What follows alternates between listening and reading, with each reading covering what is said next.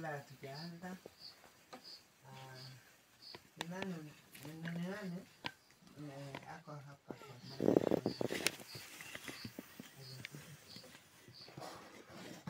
wako wengi sana.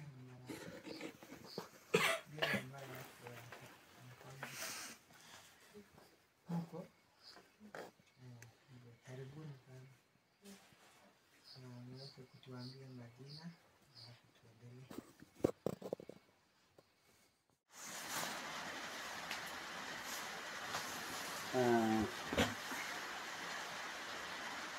Kila siku tukiwa na kikao hiki, mimi sina kitu nafundisha isipokuwa mafundisho ninayopata kutoka kwenu. Sasa kama ilivyo kawaida, mseme mnataka tujifunze nini katika usiku wa leo. Ama ikiwa mtu ako na swali, tutaulizia ndio tuchenge wote kutoka hapo.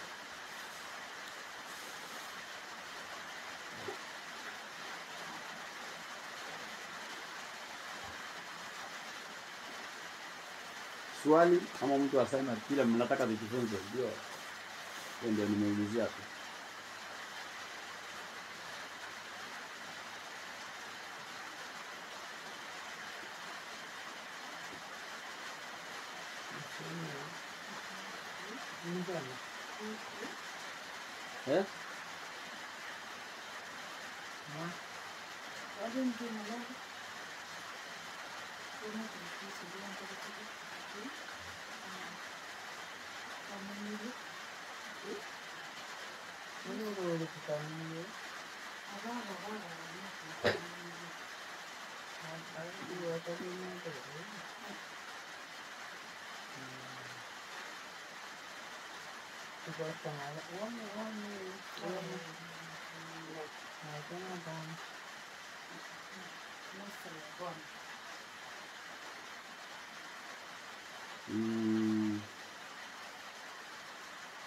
Mtu mwenye anakula meza ya Bwana anafaa kuwa amefanya nini na nini?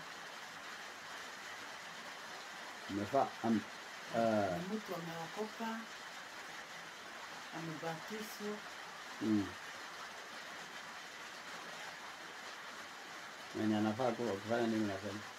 Ninasema kuhusu hiyo meza ya Bwana, ikiwa mtu mwenye anafaa kukula meza ya Bwana ni mtu mwenye amekamilika kiasi gani. Hebu tuangalie kitabu Wakorintho wa kwanza. Wakorintho wa kwanza. Sikubeba Biblia yako.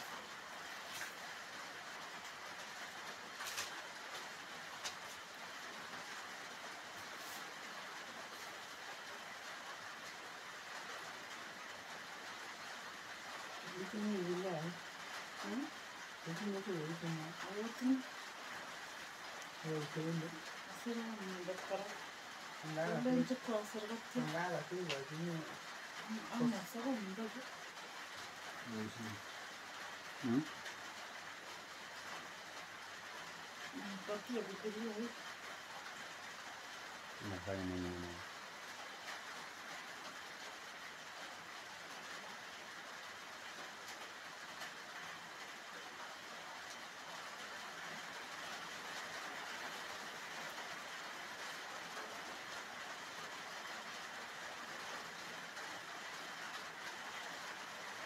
Wacha tuangalie Wakorintho wa kwanza, tuanze mstari wa 21 tuteremka hapo. Wakorintho wa kwanza 11. Mstari wa 21 likasema kwamba kwa maana kila mmoja hutangulia kutoa chakula chake katika kule kula, hata huyo ana njaa na huyu amelewa. 22 kasema, je, hamna nyumba za kulia na za kunywea? Au mnalidharau kanisa la Mungu na kuwatayarisha hao wasio na kitu? Nawaambieni, na wasifu? La, si wasifu kwa ajili ya hayo, kutolewa kwa chakula cha Bwana. Kwa hivyo hapo Yesu alikuwa anaangazia kuhusu vyakula vya kawaida. Sababu meza ya Bwana iliandaliwa kwanza na Yesu Kristo mwenyewe. watu hawakuwa wanaelewa. Sasa hapo ukisoma katika hiyo 21 anawaelezea vile watu wanaandaa vyumba vyao katika vyakula vya kawaida. Lakini sasa chakula hiki Yesu alikuwa anawaandalia kilikuwa ni tofauti na vyakula vingine. Ndio sasa anasema katika hiyo amesema kwamba katika meza ya Bwana. Endelea kusoma kwa chini. 23 kasema, kwa maana mimi nalipokea kwa Bwana iliyowapa nanyi, ya kuwa Bwana Yesu usiku ule aliotolewa alitwaa mkate. 24 kasema, naye akiisha kushukuru akaumega, akasema, huu ndio mwili wangu ulio kwa ajili yenu, fanyeni hivi kwa ukumbusho wangu. 25 kasema, na vivi hivi baada ya kula akakitwaa kikombe akisema, kikombe hiki ni agano jipya katika damu yangu, fanyeni hivi kila mnywapo kwa ukumbusho wangu. Kwa hivyo katika kukunywa kikombe katika meza ya Bwana inafanyika kwa ukumbusho.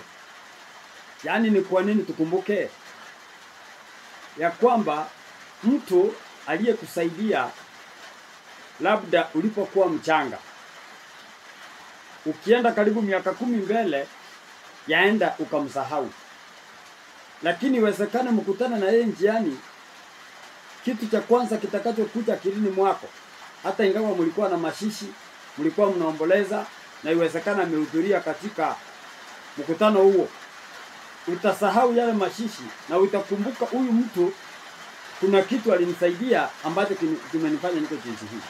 Ndio sababu Yesu anasema tufanye hivyo kwa ukumbusho wake. Ukumbusho huu tunakumbuka ni nini? Tulikuwa tumezama dhambini, lakini kupitia kwake sasa tumekombolewa na ametuokoa. Sasa ndio sababu katika kushiriki meza ya Bwana inatufanya tunakumbuka vile Yesu alitukomboa na tunazidi kumuinua na tunazidi kuwa wokovu. Ninaendelea kusema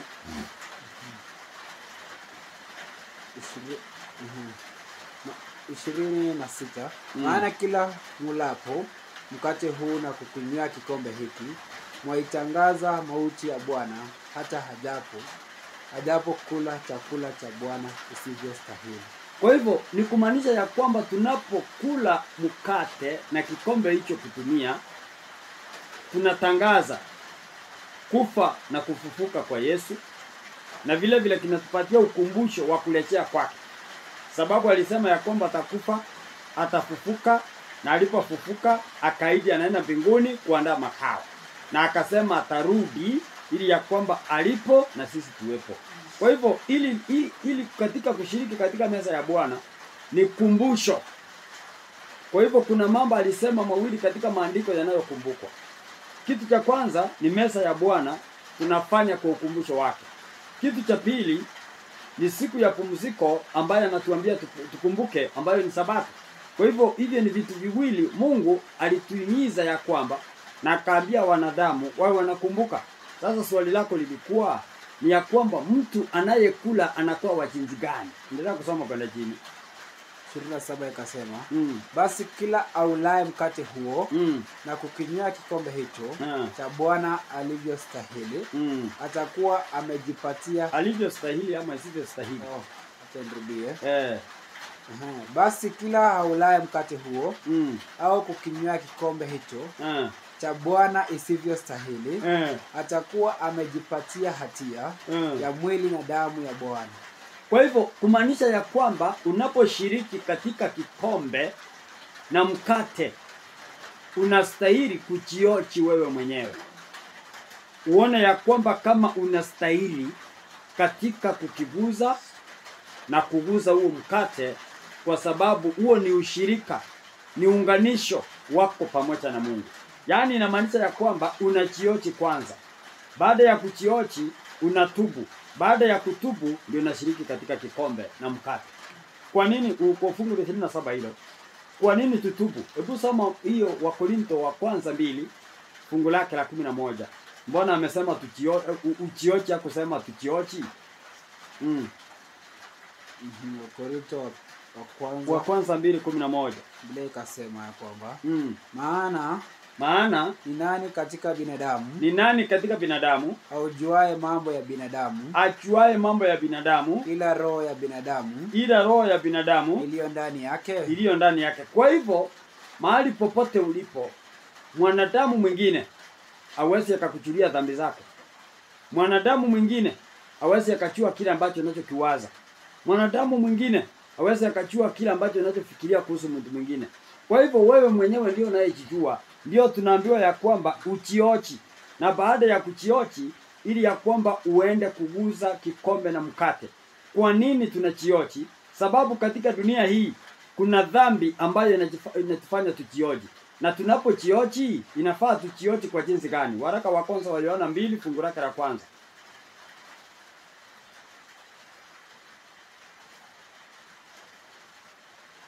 Waraka wa Yohana 2 fungu la kwanza. Biblia ikasema, watoto wangu wadogo nawaandikia haya ili kwamba msitende dhambi. Na kama mtu akitenda dhambi kunaye mwombezi kwa Baba, Yesu Kristo mwenye haki. Kwa hivyo katika mstari wa kwanza Mungu anasema vizuri kupitia kwa Yesu, wanangu wadogo nawaandikia haya ili msikatende dhambi. Kwa hivyo sio mapenzi ya Mungu ili ya kwamba sisi tushiriki katika dhambi, lakini ni mapenzi ya muovu. Kwa hivyo tunapochiochi tunajua kwamba tumetenda dhambi ama hatujatenda. Na wakati tumechiochi, sasa ndio tunaenda kwa mwenye ambaye anaosha dhambi, alianza kushiosha aliposulubishwa katika msalabani, ambaye ni Yesu Kristo. Sasa tukienda kwake anatuosha dhambi zetu, ndio sasa tunafaa kushiriki katika mkate. Dhambi zetu zitasamehewa ama asiwezi kusamehewa? Waraka wa kwanza wa Yohana 1 fungu la 8 na la 9 inasemaje? Tukisema kwamba hatuna dhambi twajidanganya wenyewe wala kweli haimo ndani mwetu. Mstari wa 9. Tukiziungama dhambi zetu. Sasa ikiwa tukikana ya kwamba hatuna dhambi, tuwajidanganya wenyewe. Na hapo sasa ikiwa tumetenda dhambi, sasa kuna mahali penye tunaenda kwa msamaha. Maandiko yanasema ikiwa tusome. Nimesema kwamba tukiziungama dhambi zetu. Yeye ni mwaminifu na wa haki. Hata atuondolee dhambi na kutusafisha na udhalimu wote. Kwa hivyo kuna mmoja ambaye anayesafisha udhalimu wote, wakati sio rasmi kurasimishi.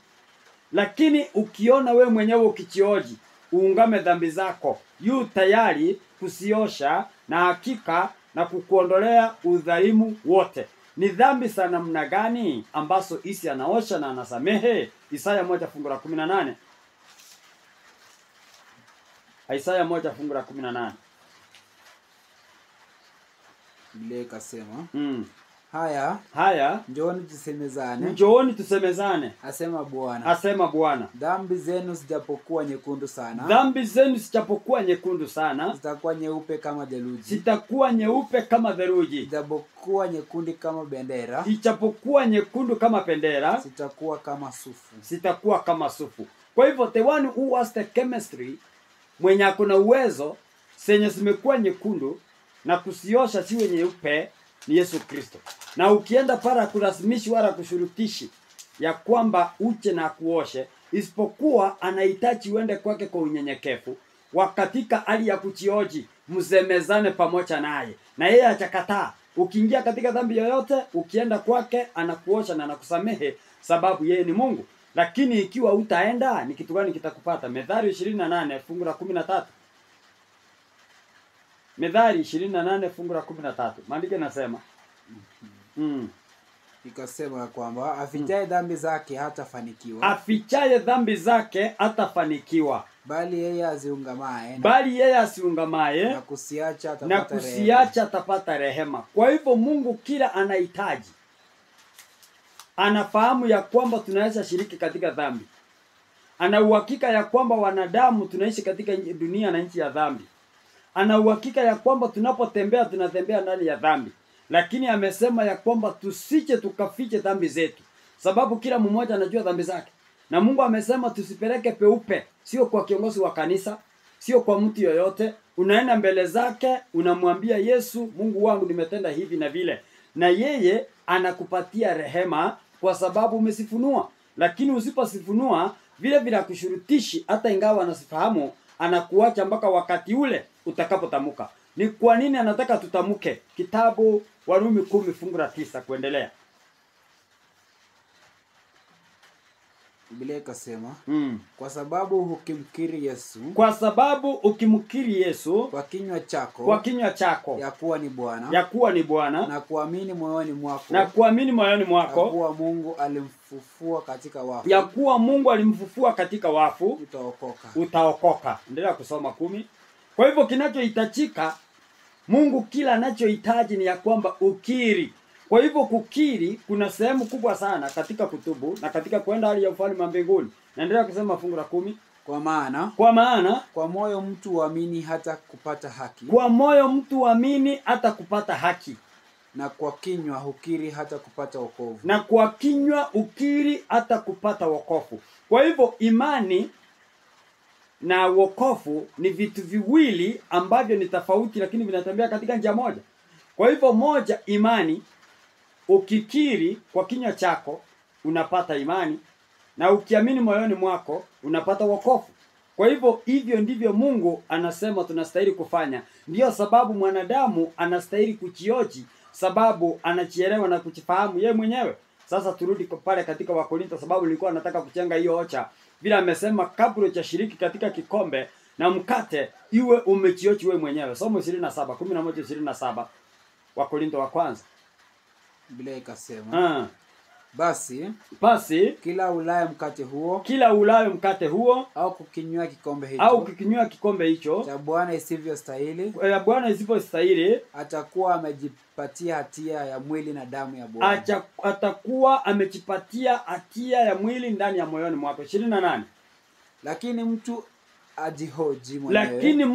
ajioji mwenyewe na hivyo haule mkate na kukinywa kikombe. Kwa hivyo kabla uende kuguza kikombe ambacho ni kumbusho la ufufuo na kufa kwa Yesu Kristo, ama mkate unaotukumbusha kufa na kwa Yesu Kristo, kufa na kufa kwa Yesu Kristo, ni lazima ujioji. Maana ya kujioji, utubu ili ya kwamba umekamilika katika kushiriki. Naendelea kusema, maana alaye na kunywa. Sasa hapo ndiyo kuna honyo.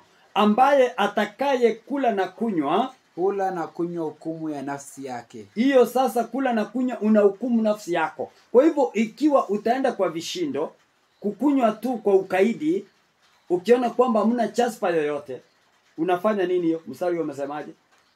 Imesema ya kwamba maana alaye na kunywa hula na kunywa hukumu ya nafsi yake. Kwa hivyo sasa unakula na hukumu kwa nafsi yako. Sasa ni kitu gani nitakuletea? Endelea kusoma kwa kutopambanua ule mwili. Kwa sababu hiyo wako wengi kwenu walio hawawezi na dhaifu. Soma vizuri. Walio hawawezi na dhaifu na watu kadhaa wamelala. Kwa hivyo watu wengi wamekufa na wengine wamekonda, wamepatwa na magonjwa kwa sababu ya kushiriki katika kikombe na mkate kwa kutojioji. Mtu unajua ya kwamba wewe ni mdhambi, kabla hujatubu unashiriki katika kikombe na mkate, kumaanisha ya kwamba wewe mwenyewe umejipata katika hali ya kukonda, kupata magonjwa na kukufa. Kwa hivyo watu wengi wamekufa kwa sababu ya kutojua na kwa kushiriki katika kikombe na mkate kwa njia isiyostahili. Nafikiria nimejibu jibu lako. Nataka kuongezea kitu kwa jina ama nini? Nisema ya kwamba lakini kama tungejipambanua nafsi zetu tusingehukumiwa. Kwa hivyo kujioji kabla ushiriki katika kikombe na mkate ni kitu cha muhimu sana, sababu ni ukumbusho na kukufa kwa Yesu Kristo na kurejea kwake mara ya pili. Ndio sababu anatuambia tufanye nini? Tukumbuke. Sasa ni jinsi gani Yesu alitufundisha ama kutusomesha tutashiriki katika hiki kikombe. Yohana 13 tukianza mstari wake wa kwanza kuteremka. Kuna maelezo hapo marefu. Ningetaka tuelewe sababu hili ni somo linahitaji utaratibu katika kulifundisha ama katika kulifuatilia. Basi kabla ya sikukuu ya Pasaka Yesu hali akijua ya kuwa saa yake imefika atayatoka katika ulimwengu kwenda kwa Baba naye hali amewapenda watu wake katika ulimwengu aliwapenda upeo. Kidogo wacha nielezee hilo. Kuna ambao ni Wakatholiki, jinsi ya kushiriki katika mkate na kikombe, wanaenda ya kwamba wanaona ya kwamba mtu aliye karibu na kufa anashirikishwa katika kikombe na katika mkate. Lakini sasa makosa wanaofanya ni ya kwamba wanashirikisha mtu katika mkate bila kumshirikisha katika kikombe, kumwandaa. Na Yesu Kristo hapa anasema yeye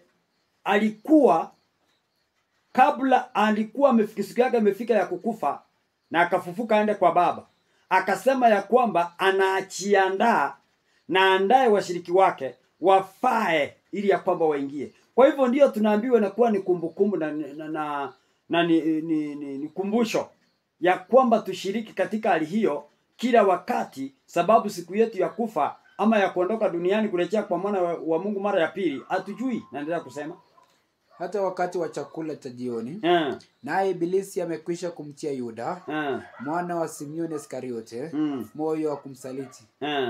Yesu hali akijua ya kuwa Baba amempa vyote mkononi mwake na ya kuwa alitoka kwa Mungu naye anakwenda kwa Mungu, aliondoka chakulani, akaweka kando mavazi yake, akatoa kitambaa akajifunga kiunoni. Kwa hivyo sasa sisi tunaposhiriki, nyakati za zamani nilipokuwa nimetoka Uislamu nimeingia katika dhehebu hili la Waadventista, niligundua ya kwamba kutawadhana miguu kupo kabla waende kushiriki Pasaka. Wakati huo ilikuwa wanatumia towels tudogo ndizo zilikuwa zinapangusa miguu. Lakini unaona Yesu alijifunga kitambaa kiunoni. Kisha baadaye siku hizi inatumika hata serviette kupangusa miguu. Naendelea kusemaje kwenda chini? Kisha akatia maji katika bakuli. Akaanza kuwadawadha wanafunzi miguu. Na kuifuta kwa kile kitambaa. Kwa hivyo akiwadhawadha miguu, alitumia kile kitambaa kufuta ama kupangusa maji ule unyefunyefu uliokuwa katika miguu. Katika kitendo hiki alipokuwa akikifanya, kilikuwa kinamaanisha nini? Endelea kusoma kwenda chini. Hivyo yuaja kwa Simioni Petero. Huyo akamwambia, Bwana, wewe wanidhawadha miguu mimi? Yesu akajibu, akamwambia, ifanyalo wewe hujui sasa, lakini utalifahamu baadaye. Petero akamwambia, wewe hutanidhawadha miguu kamwe. Yesu akamwambia, kama nisipokudhawadha huna shirika nami. Simioni Petero akamwambia Bwana. Kwa hivyo kidogo, yaani kudhawadhana miguu ni kuonesha uhusiano wa karibu, ushirika wa karibu na huyu ambaye ni Yesu Kristo. Hivyo sasa ni kumaanisha yule ndugu yako mwenye mlikuwa mnachukiana, hamkuwa mnataka kuonana, mwenye amekukosea, amekutendea mabaya, amekutelekeza, sasa ndiye mnadhawadhana miguu kuonesha ya kwamba mna ushirika, mna ukaribu, mmesamehana. Sasa hii ni sehemu moja Yesu alikuwa anaonesha ya kwamba alikuwa anaosha mitume wake katika kuwaunganisha katika sayari ya dunia na kiunganisho cha mbinguni. Naendelea kusema Simioni Petero akamwambia Bwana, si miguu yangu tu, hata na mikono yangu na kichwa changu pia. Yesu akamwambia, yeye aliyekwisha kuoga hana haja ila ya kudhawadha miguu. Kwa hivyo sasa Petero yeye anajua ya kwamba kudhawadha miguu hakuna maana isipokuwa ameoshwa katika mwili mzima. Lakini Yesu alimwambia yeye aliyekwisha kuoga hamna haja ya kuoshwa mwili mzima, lakini kutawadha miguu. Kwa nini? Miguu wakati umeoga, hata ukitembea hatua moja inaweza kupatikana na matope, kama sasa msimu wa mvua, ama ipatikane na vumbi. Kwa hivyo pale ndio uchafu unaonekana. Yaani kutawadhana ni sehemu moja inaonesha ishara ya kwamba huyu mtu uhusiano wa karibu ameoshwa mpaka ndani ya moyo. Hiyo ndio Yesu alikuwa anatumia maji. Inaendelea kusema, bali yu safi mwili wote, nanyi mmekuwa safi, lakini si nyote. Kwa maana alimjua yeye atakaye msaliti. Kwa hivyo kumaanisha Yesu Kristo alimtawadha miguu mpaka Judas ambaye aliyemsaliti. Hiyo inamaanisha nini? Tukiwa mahali popote tunaposhiriki katika Pasaka, usiwe kama wengine wanapata wakati wanashiriki katika Pasaka, ikiwa unajua kuna mtu ambaye amsalimiani, ampendani, amwendi pamoja, ni vizuri hata usishiriki katika hiyo Pasaka, badala ya kujifunika, kufumba macho yako ya kwamba umuoni, na unajitenga kando na amsalimiani. Kwa hivyo ukishiriki hapo ni kumaanisha umejiletea magonjwa. Yesu akamtawadha miguu mwenye alikuwa anajua ataenda kumtoa ile ya kwamba asirupisho na wawe. Anasemaje kwenda chini? Ndio maana alisema si nyote mlio safi. Endelea kusoma. Basi alipokwisha kuwatawadha miguu na kuyatoa mavazi yake na kuketi tena, akawaambia, je, mmeelewa na hayo niliyowatendea? Kwa hivyo akawauliza, mmeelewa na hayo niliyowatendea? Endelea sasa, ni swali aliwauliza. Kwa sababu alikuwa anawafundisha, anawakuwa anawaonesha. Ni kama sasa nakumbuka akina mama tuko nao hapa, Mama Mary, tulikula mimi sasa kula mandazi sababu situmii sukari, situmii baking, situmii hizi yeast. Lakini sasa Mama Mary yeye kumbe alienda akafundishwa kuhusu lishe, vile watu wa Mungu wanastahili kukula. Akachukua mandizi na akachukua unga ngano ile tulisiagigwa, akatengeneza mandazi ambayo ilikuwa tamu sana. Hata ndugu Amos hapa na ndugu Dennis walisema wataenda kujaribu. Hata mimi nilisema ya kwamba kuna kwaya ambao ni wenzangu wenye wanajua kwamba mimi situmii hizi vyakula vya minyama, situmii sukari. Sasa nikasema nitaenda kuandaa jinsi hii, siku moja niwaalike.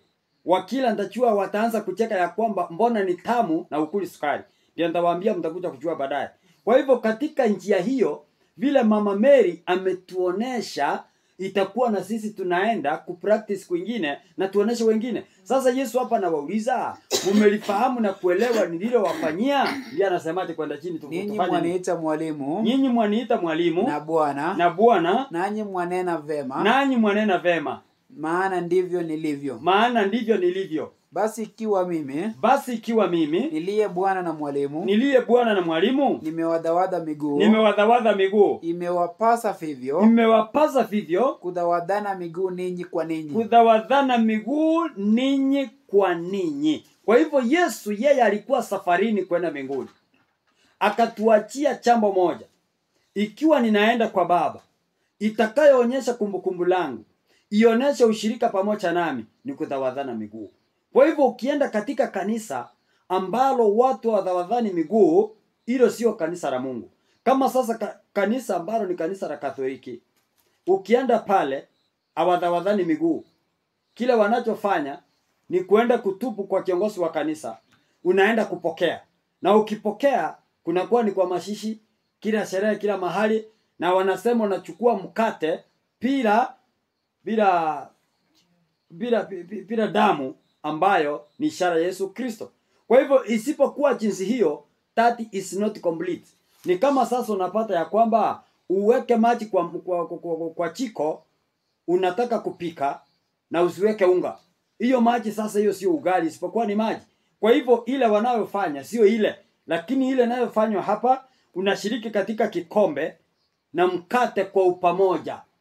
Hiyo ndio inaonyesha ushirika na kuunganika pamoja na Yesu. Na kitu kingine lazima mtawadhane miguu. Hiyo ndio inaonyesha ushirika na urafiki na kusikamana pamoja na Yesu na wenzetu hapa duniani. Nafikiria kufikia hapo nimejibu hilo swali. Ikiwa kuna lingine tutaendelea. Nafasi kwenu.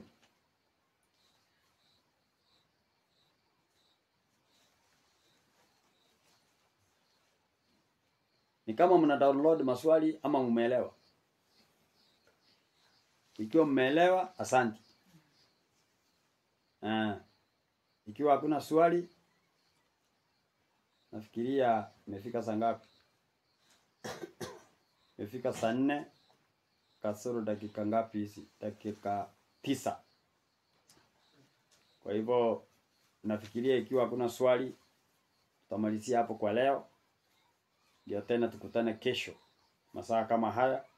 Leo kwa sababu nafikiria mvua imenyesha, watu wamepungua katika ushirika huu wa usiku. Lakini nashukuru Mungu, nimeona mnaendelea kuandika na mnaendelea kufuatilia, hivyo ya kwamba hatutasalia kuwa jinsi tulivyokuwa, isipokuwa tutakuwa na chinzi ya kujiendeleza. Hata ingawa tukitoka hapa, mtakuwa na chinzi ya kuelimishana ninyi wenyewe, na penya mtaelewa mtapiga simu na tutaendelea kufunua kulingana na uongozi wa Roho Mtakatifu. Kwa hivyo katika hayo ningesema na wacha na Mungu awabariki. Bwana asifiwe.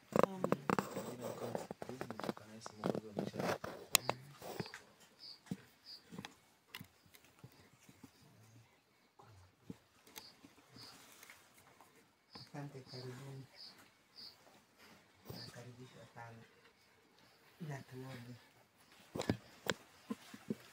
Tutai ya Jehova wa Mungu. Laitoriat nebo laitorinik tugul. Inyendet nyege. Nyambe kilosun ak kitururen. Ngusun kotangu. Kaine mungunege kwandana nasaruchi kumungune tinget. Kakuwatai mungi mugutege ngobit kilosun ak kekanapten amu makitingage ngururitab sista mane. Niyeiwek emnyaken, iribek, ak indoi bek, ak ibaek, ak inagi kobek choroka. Kimoe kongoi ing notok.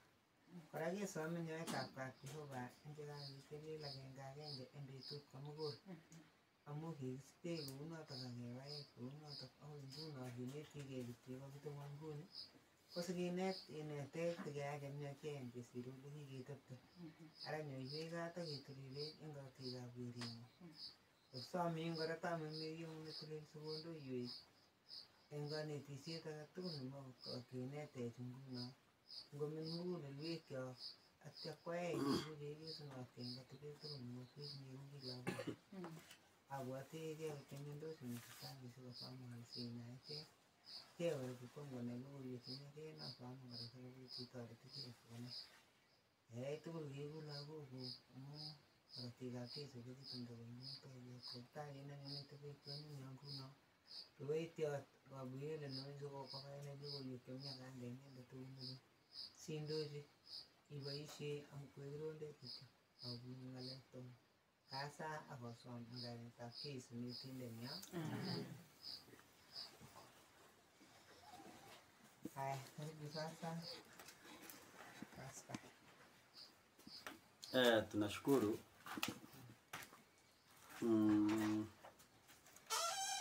Nafikiria tulikuwa katika sehemu ya mwisho la somo, ilikuwa ni sehemu ya maswali. Sasa sijui mwenye ataanza na swali. Tukimaliza maswali, labda ndio tuingie katika somo la leo, kulingana na vile Roho wa Mungu atatuongoza. Sababu tulipokuwa tukiendelea tuliachia katika sehemu ndio tulijifunza kuhusu meza ya Bwana, tukasalia katika sehemu ya maswali. Hiyo ndio tunauliza ya kwamba aliye na swali ngala kaulizie, ndio tukasemezane tuone ni jinsi gani Roho wa Mungu anazidi kutuongoza. Kwa hivyo sasa ni maswali tu.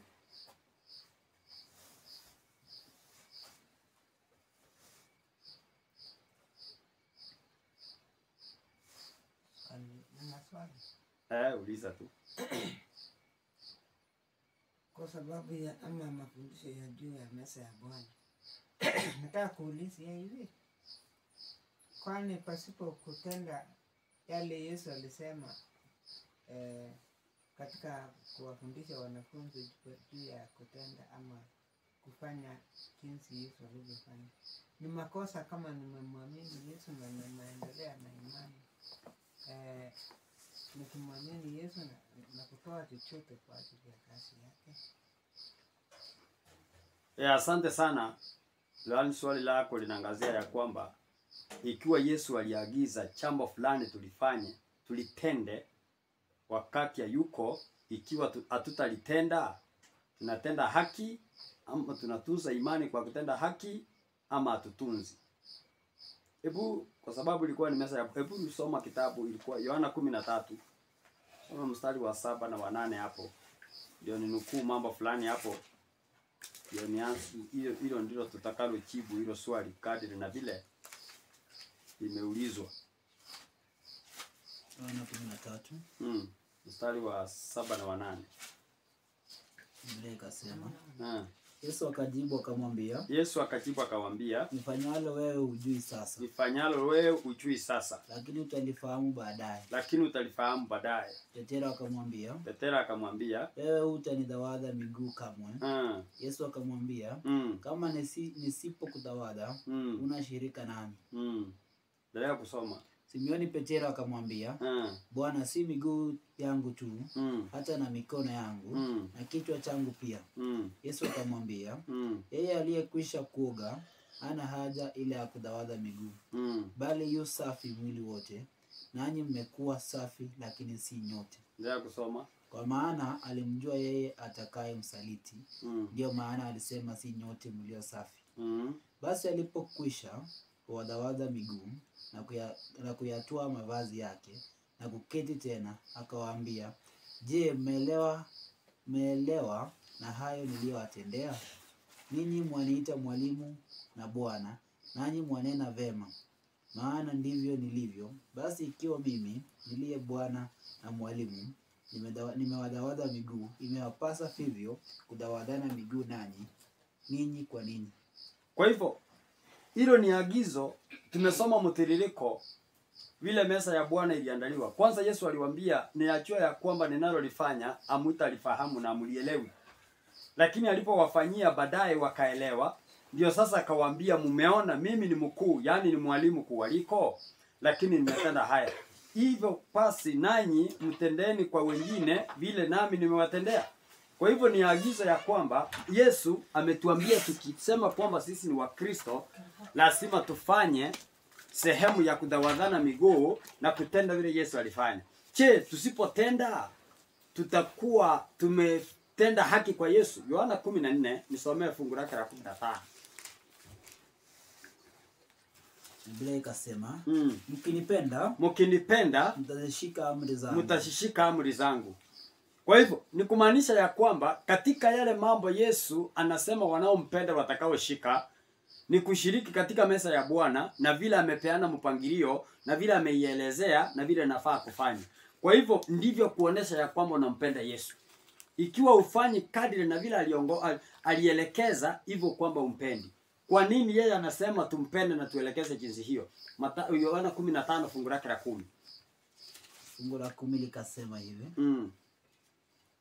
Mkizishika amri zangu, mtakaa katika pendo langu. Kama vile mimi nilivyoshika amri za Baba yangu. Kama vile nami nilivyoshika amri za Baba yangu. Na kukaa katika pendo lake. Kwa hivyo kushishika yale Yesu alipokuwa akiwaongoza ni kumaanisha ya kwamba moja yao ni katika kushiriki katika meza ya Bwana. Na tukishika katika hilo tutakaa katika pendo lake. Sababu yeye mwenyewe alitenda, ndipo akakaa katika pendo la Mungu. Asingetenda yote kadri na vile Mungu alimuongoza, angekuwa amekaa katika pendo lake. Fungu la 14 hapo. 14 akasema, ninyi mmekuwa rafiki zangu, mkitenda ni waamuruyo. Kwa hivyo tutakuwa tu rafiki wa Yesu ikiwa tutatenda anayotuamuru. Kinyume cha sentensi hiyo, ikiwa tutatenda kinyume na vile aliamuru, hatutakuwa marafiki zake. Na ukiwa rafiki wa mtu, chochote unachokihitaji anakupatia.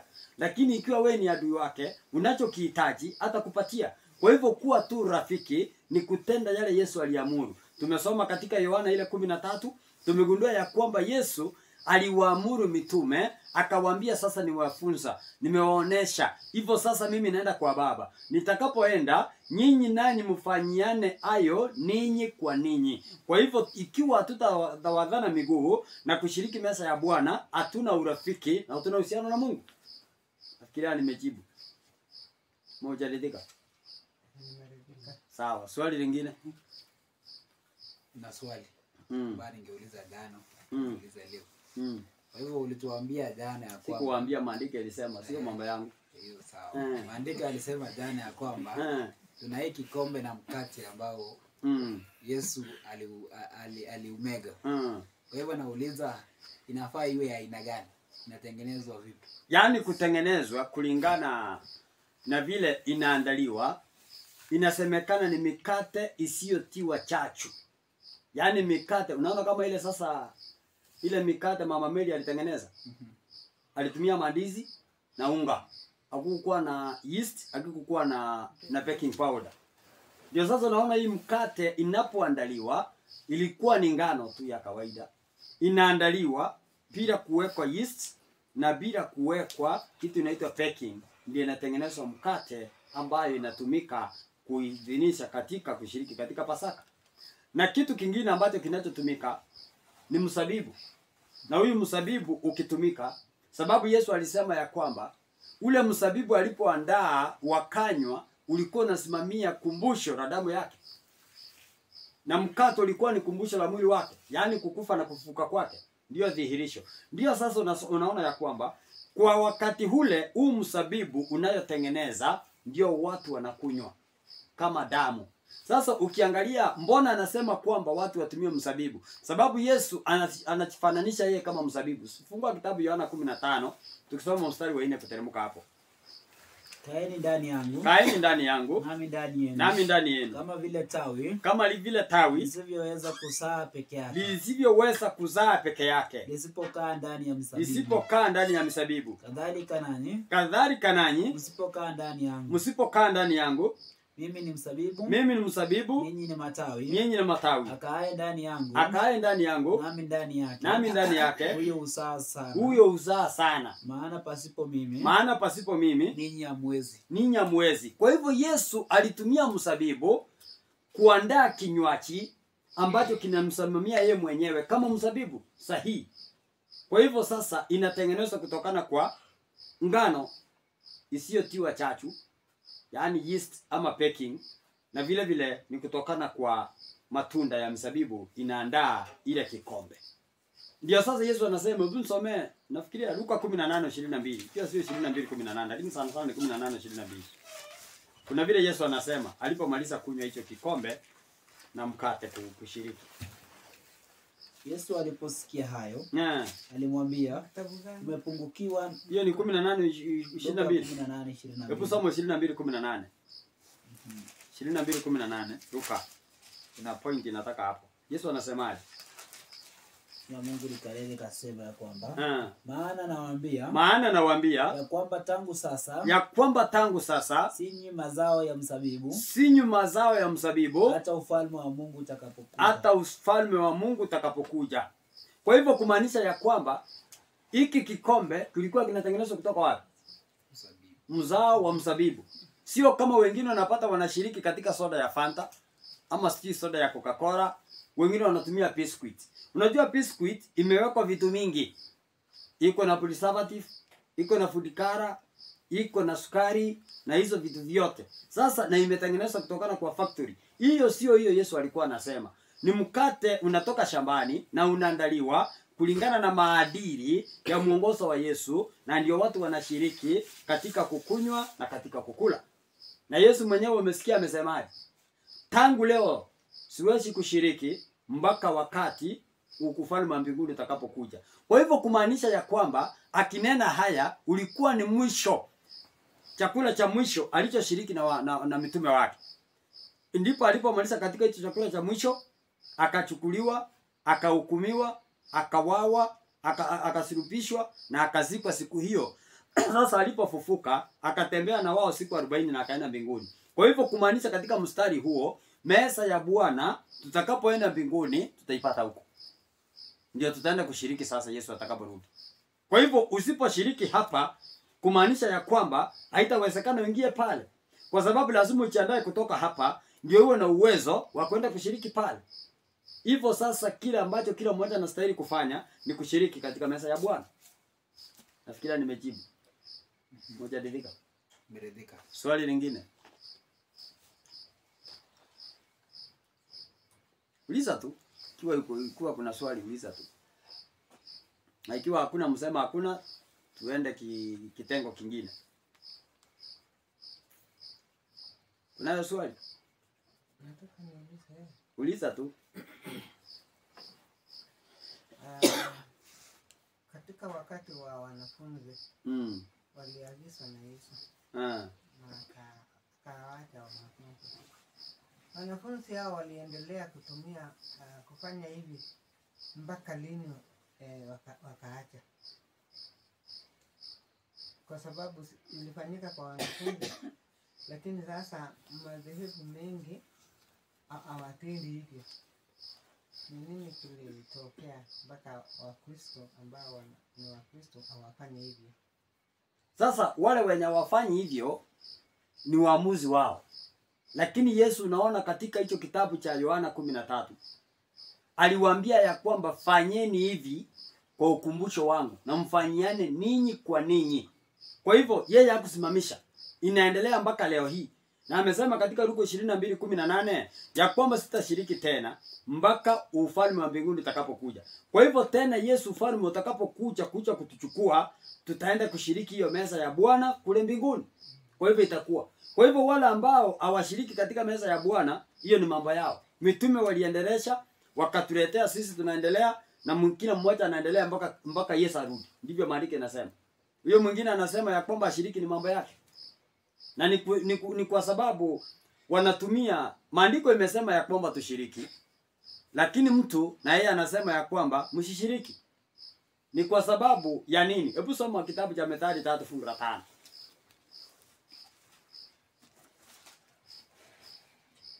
Methali 3:5.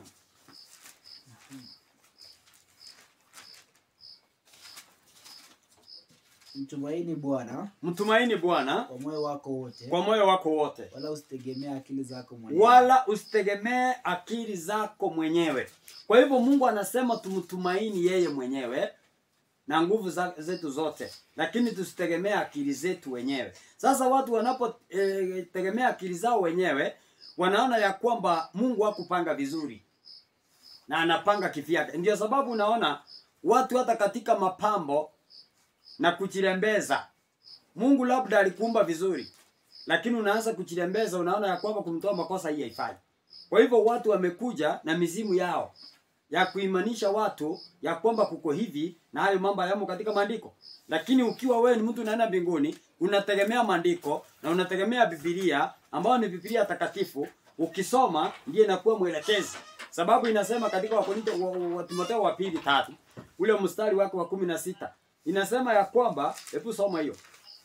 Timotheo wa 2:3 mstari wa 16.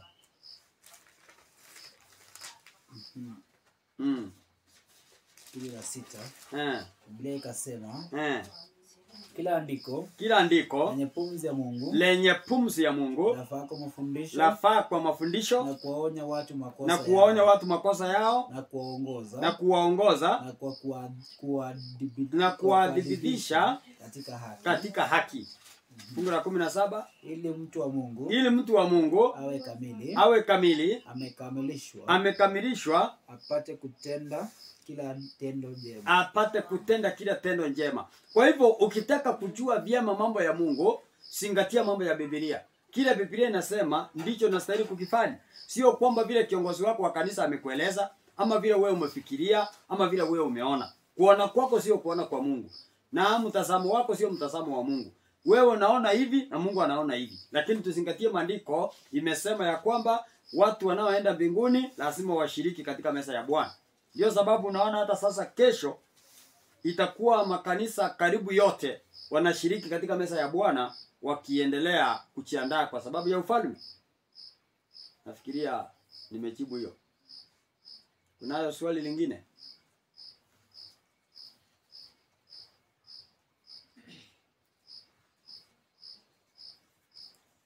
Ni kama hakuna, na ikiwa hakuna, ningetaka ya kwamba tusemezane, tuone ya kwamba tunafaa tujifunze nini katika masaa haya tukiendelea mbele, sababu hilo ilikuwa ni maswali ya somo la kwanza. Tumepata majibu yake, na sasa tunaingia katika somo lingine la pili ambalo litakuwa uchaguzi wenu. Mimi niliwaambia sitaki kuchagua ya kwamba tunasoma somo fulani. Nyinyi mnachagua kutoka hapo, lolote lile utakalochagua ndio utakalosoma. Sasa wewe ndio uamue tunasoma somo gani. Ama mna swali gani mnauliza ndio tulichenge katika somo.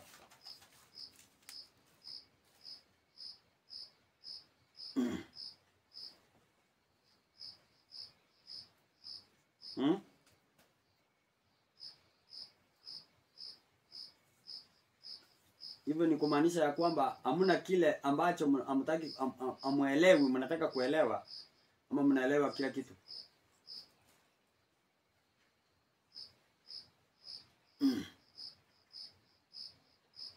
Sasa juu wamekosa somo, ndugu amo sungeano tusome nini jioni ya leo? Jioni ya leo wacha tusome kuhusu ubatizo. Ubatizo. Asante sana. Vile ameuliza jinsi hiyo, wangapi wamebatizwa? Wenye tuko hapa ndani ya hii nyumba. Ukiwa umebatizwa ni kusema tu nimebatizwa. Ama hilo nalo pia limekuwa ngumu. Ama uelewi kama ulibatizwa ama hukubatizwa. Ulibatizwa. Ulibatizwa, ubatizo wa namna gani? Kuna ubatizo wa kung'olewa meno. Kuna wa kunyunyuziwa maji. Kuna ya kutumbukizwa ndani ya maji. Kuna ya kuruka moto, kupita chini ya bendera, kuna ya kuchapwa viboko, kuna ya kukula chakula kingi umebatizwa. Kwa hivyo sasa ninyi mmesema mlibatizwa ubatizo wa kutumbukizwa ndani ya maji. Na ukiwa ulibatizwa ubatizo huu inalingana ni nani aliyekubatiza. Aliyekubatiza katika kutumbukizwa ndani ya maji, yeye ameshika amri za Mungu ama amezikataa? Ikiwa amekataa, hii haikuwa ubatizo, isipokuwa ni kuogelea. Tutathibitisha kutoka kwa maandiko. Sababu katika ubatizo, Mama Mary alikuwa anasema kwamba leo umebatizwa. Ni ubatizo gani? Kusamishwa kwa maji. Kusamishwa ndani ya maji mengi. Asante. Sasa unajua katika kusamishwa, ninajua kanisa la inaitwa gani? AIC inaitwa? AIC. Inasamisha watu ndani ya maji. Kanisa la Waadventista linasamisha watu ndani ya maji. Hiyo naelewa vizuri. Lakini sasa swali ni je, aliyekubatiza yeye? Sababu wacha tusome. Nisomee kitabu cha Mathayo 7:21. Kuna vile maandiko inasema ili ya kwamba tusikie maandiko yanasemaje. Mathayo 7:21. Si kila mtu aniambiaye, Bwana Bwana, Bwana Bwana, atakayeingia katika ufalme wa mbinguni, bali ni yeye afanyaye mapenzi, ya Baba yangu aliye mbinguni. Swali, kuyafanya mapenzi ya Baba aliye mbinguni ni nini? Ukiwa njaa nikulishe. Sio ni mapenzi ya Bwana? Mapenzi ya Bwana. Na nikutendea mema. Ukiwa mgonjwa nikupeleka hospitalini nikulipie ada ya hospitali. Sio nikutenda mema? Hayo ndio ili andiko linamaanisha. Mani mengine. Kushika amri zake. Kwa hivyo kuna kitu moja nilikuwa nataka tuelewane. Sasa rudia andiko. Sababu wengine walifafanua vibaya akisema ya kwamba ukilisha mtu kimtendea mema ndio mapenzi ya Mungu. Sio hivyo. Hiyo ni mawazo yako. Hiyo ni sehemu moja, lakini sehemu kubwa kuna yenye neno kwa maandiko ukitenda mapenzi yake. Hebu ulisoma hilo. Ni Mathayo 7. Mstari wake ni 21. Si kila mtu aniambiaye Bwana Bwana. Si kila mtu aniambiaye Bwana Bwana atakayeingia katika ufalme wa mbinguni. Bali ni yeye afanyaye mapenzi ya Baba yangu. Aliye mbinguni. Kwa hivyo kufanya mapenzi ya Baba aliye mbinguni ni jambo tafsiri changamoto sana kwa watu wengi. Lakini nataka nikuonesha ya kwamba sio kupatia mtu hata nyumba ya kuishi, ama kumpatia shamba, ama kumpatia chakula. Ikiwa ni hivyo, hebu soma katika mstari wa 23 hapo. Sikia vile Yesu atakuja kuwaambia wale wakitetea usikie. Ndipo nitawaambia dhahiri. Ndipo nitawaambia dhahiri. Sikuwajua ninyi kamwe. Sikuwajua ninyi kamwe. Ondokeni kwangu. Ondokeni kwangu. Ninyi mtendao maovu. Ninyi mtendao maovu. Kwa hivyo hawa watakuja kufukuzwa. Lakini itakuwa wamefanya nini? Watajitetea namna gani? Fungu la 22. 22 kasema, wengi wataniambia siku ile. Wengi wataniambia siku ile, Bwana Bwana. Bwana Bwana. Hatukufanya unabii kwa jina lako. Hatukufanya unabii kwa jina lako. Na kwa jina lako kutoa pepo. Na kwa jina lako kutoa pepo. Na kwa jina lako kufanya miujiza mingi. Na kwa jina lako kufanya miujiza mingi. Kwa hivyo hata zaidi ya kufanya miujiza, ufufue wafu, ufanyie watu mema, lakini ikiwa utatenda mapenzi ya Bwana, Yesu atawafukuza. Sasa mapenzi ya Bwana ni nini? Zaburi 40 fungu la 8. Zaburi 40 fungu la 8. Nafikiria ni hilo sitapotea. Zaburi 40 fungu la 8. 40 fungu la 8. Maandiko yanasemaje? Andiko likasema, kufanya mapenzi yako. Kufanya mapenzi yako. Mungu wangu. Mungu wangu. Ndio furaha yangu. Ndio furaha yangu. Naam. Yaani sasa hapa ameelezea kuyatenda mapenzi ya Mungu. Sasa ndiye anapeana jibu ya kuyatenda mapenzi ya Mungu. Naam. Sheria yako imo moyoni. Sheria yako imo moyoni mwangu. Kwa hivyo mtu mwenye ameshika sheria na amri za Yesu Mungu, huyo ndio kutenda mapenzi ya Bwana. Tena inazidi kusema, hakika ninaweza kuondoa mapepo, naweza kuombea watu wapone, ninaweza kufufua hata wafu katika maombi. Lakini sasa ni kitu gani Mungu anaangalia ili ya kwamba aidhinishe ya kwamba huyu mtu yuafaa hapa duniani na hata katika mbinguni? Waraka wa kwanza wa Yohana 2:3 na 4.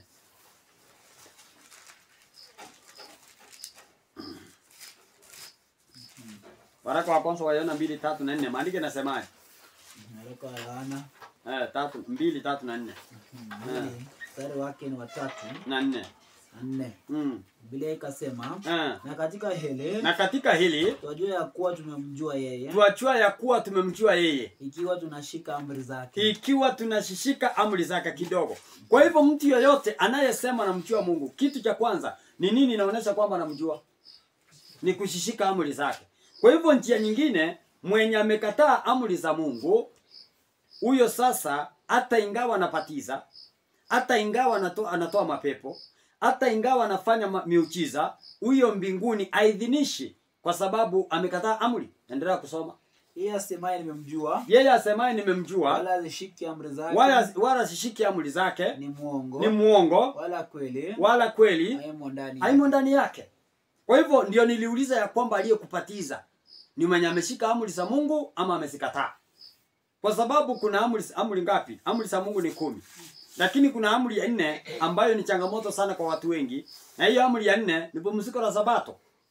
Kwa hivyo wote wanaopatiza na umepatizwa na mwenye ambaye anapumzika siku ya Jumapili, huyo ni kumaanisha ya kwamba mbingu haijaitenisha. Hiyo ni miujiza yake anafanya. Sababu amekataa amri ya 4. Je, ukikataa moja utaenda ama umekataa zote? Yakobo 2 fungu la 10. Yakobo 2 mstari wake wa 10. Maandiko yanasema, Biblia ikanena ikasema, maana mtu awaye yote atakayeshika sheria yote ila akajikwaa katika neno moja, ila akachukia katika neno moja, amekosa juu ya yote.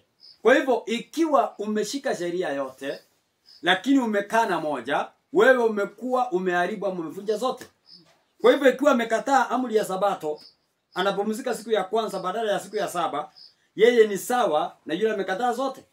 Kwa hivyo hata akikupatiza ya kwamba sasa ni kwa nini atakuwa amefunja. Tukisoma ambaye ni kielelezo chetu, ambaye ni Mungu. Mungu ukisoma Mwanzo 2, pumziko lake ni Sabato. Yesu Kristo mwanaye, ukisoma Luka 4:16, pumziko ni Sabato. Mitume walioachwa na Yesu, ukisoma katika Matendo ya Mitume 13:44, pumziko ni Sabato. Ukimsoma aliyekuwa anaitwa Ibrahimu, pumziko ni Sabato. Ukimsoma aliyekuwa anaitwa Musa, pumziko ni Sabato. Na wote ni Sabato. Sasa ukipata huyu mwenye apumziki Sabato na Mungu alikuwa anapumzika Sabato, kumaanisha ya kwamba katika hilo shirika ama katika kitendo hicho cha ubatizo hawakushuhudia, sababu ndio wanafaa washuhudie ili ubatizo huu uwe ni sahihi. Yohana 6, waraka wa kwanza wa Yohana,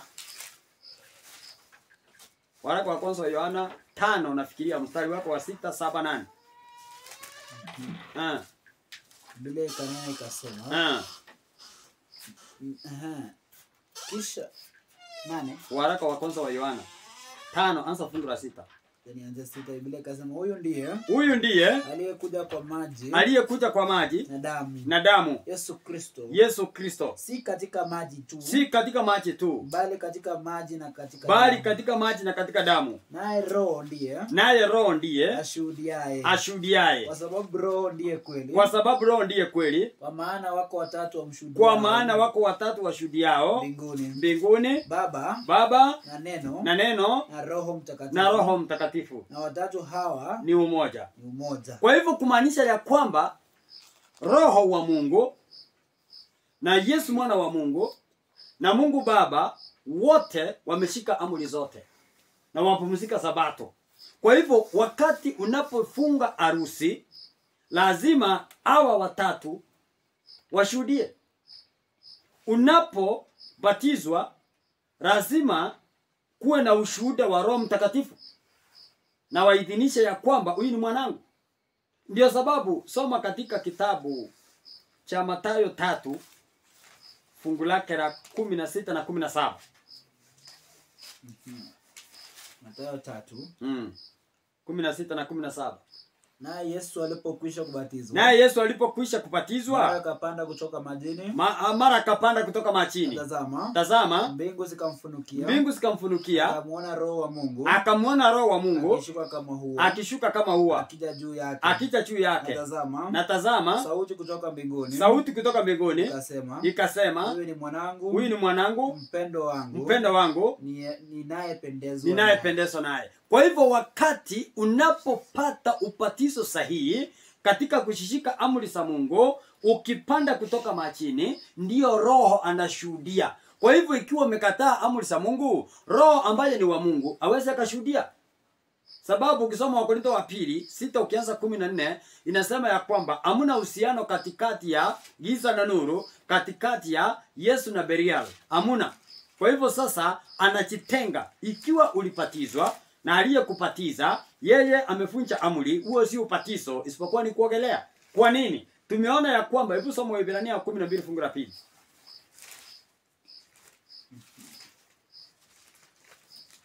Waebrania 12 fungu la 2. Maandiko yanasema, andiko ikanena ikasema, tukimtazama Yesu mwenye kuanzisha na mwenye kutimiza imani yetu. Kwa hivyo mwanzilishi na mwenye anayetimiza imani yetu ni nani? Ni Yesu. Sasa tunachunguza huyu Yesu, ikiwa yeye ndiye anayetimiza na ndiye mwanzilishi, yeye alibatizwa kwa jinsi gani? Ndio tuelewe. Mathayo 3 fungu lake la 13.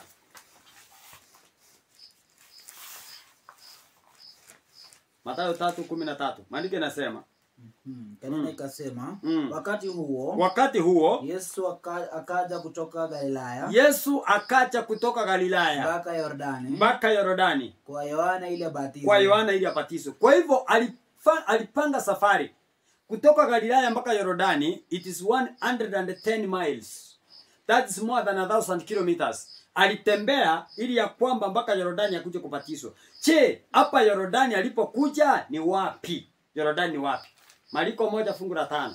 Ndio tuone kwamba Yordani penye alipanga safari akaja ni wapi? Mariko 1 fungu lake la 5. Vile kanena ikasema ya kwamba wakamwendea nchi yote ya Uyahudi, nao wa Yerusalemu wote wakabatizwa katika mto wa Yordani. Kwa hivyo Yordani ni wapi? Yordani ni wapi? Sio Yerusalemu. Yesu alipanga safari kutoka Galilaya kuja mpaka Yordani abatizwe. Na hapa sasa tunachua Yordani ni wapi? Hebu rudia andiko. Soma mistari ya kila andiko. Wakamwendea nchi yote ya Uyahudi, nao wa Yerusalemu. Kwa hivyo Yerusalemu na Uyahudi wakamwendea ili wakabatizwa katika mto wa Yordani. Wakabatizwa katika mto Yordani. Kwa hivyo Yordani ni wapi? Ni mtoni. Uchasoma hiyo? Kama umeweka miwani ambao Ni mtoni. Alafu hizi ndio nauliza. Walikuwa ndani. Hiyo ndio nilikuwa natafuta. Yordani ni China, penye Yesu alifanya safari kwenda. Na Yordani tafsiri katika Marko 1:5 ni mtoni. Kwa hivyo watu wanabatizwa wapi? Mtoni. Sio chini ya pesheni, sio kubeba maji na kitasa na pesheni. Hiyo ipo. Ama kupita chini ya bendera, ama kuruka moto, ama kufanya nini? Hiyo ni vituko na mambo ya kunuasi haiko. Lakini sasa watu wanabatizwa wapi? Mtoni. Tusaidie kurudia hiyo kwanza. Gani? Biblia ikasema katika Marko 1 Tano. mstari wake ni wa 5. Wakamwendea nchi yote ya Uyahudi na hao wa Yerusalemu wote wakabatizwa katika mto wa Yordani. Kwa hivyo pale Yordani ni wapi? Ni mtoni. Ndipo watu wanabatizwa. Kwa hivyo kulingana na Yesu alibatizwa wapi? Mtoni. Na tulipata ndiye kielelezo chetu, mwanzilishi na mwisho wa imani yetu. Kwa hivyo yeye alipoanzisha tena ndiye amekamilisha na kutimiliza katika ubatizo huo. Na ndiyo alituamuru ya kwamba tufuate nyayo zake bila alifanya, sababu ndiye kielelezo chetu. Sasa ukitafuta katika Biblia mzima, hauwezi ukapata penye nyunyuziwa maji. Hauwezi ukapata penye alipita chini ya bendera, isipokuwa nikipata nafasi ya mafungu yote nitakusomea penye alitoka. Mambo ya kunyunyuziwa maji chini ya bendera, moto yote nitakusomea penye alitoka. Uone. Sasa katika hali hiyo tumegundua ya kwamba Yesu alibatizwa ndani ya maji mengi. Na sasa ubatizo huu ni nini? Yesu alipotoka. Kitabu ya Yohana 6, yani Warumi 6, anza fungu lake la 3.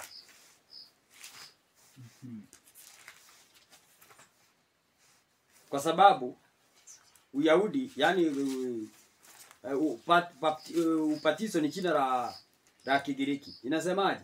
Warumi 6 fungu la 3 kuteremka hapo. Mwafahamu ya kuwa sisi zote tuliobatizwa katika Kristo Yesu tulibatizwa katika mauti yake. Na ikasema basi tulisikwa pamoja naye kwa njia ya ubatizo katika mauti yake kusudi kama Kristo alivyofufuka katika wafu kwa njia ya utukufu wa Baba vivyo hivyo na sisi tuenende katika upya wa uzima. Kwa hivyo kulingana na watu wa Wayahudi walikuwa wanajua ya kwamba ukienda kufua nguo zako ama blanketi, ukisamisha ndani ya pesheni, ile kusamisha wanaita baptos, yani ikizama ndani na ionekani. Lakini katika maandiko imetafsiriwa ya kwamba ni kama kuzikwa na kufufuka pamoja na Yesu. Sasa niulize swali. Hata katika familia hii mmeshiriki katika maziko. Sichuzi mlizika mama yenu? Mlipa muzika? Mkono libaki juu. Na mtu akizikwa amka asubuhi pata mkono iko juu. Sio ni mzinga ubwe? Kwa hivyo sasa mtu akizikwa anafunikwa kabisa. Hiyo sasa ndio kumaanisha ya kwamba unasamishwa ndani ya maji.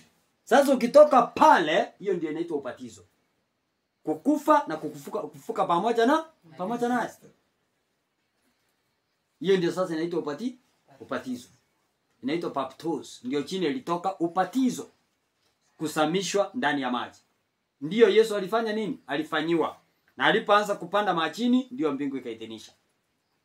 Sasa wengine wanasema ya kwamba labda ubatizo ni kitu imeanza chuzi. Na ubatizo hii tumegundua ya kwamba ni Yordani.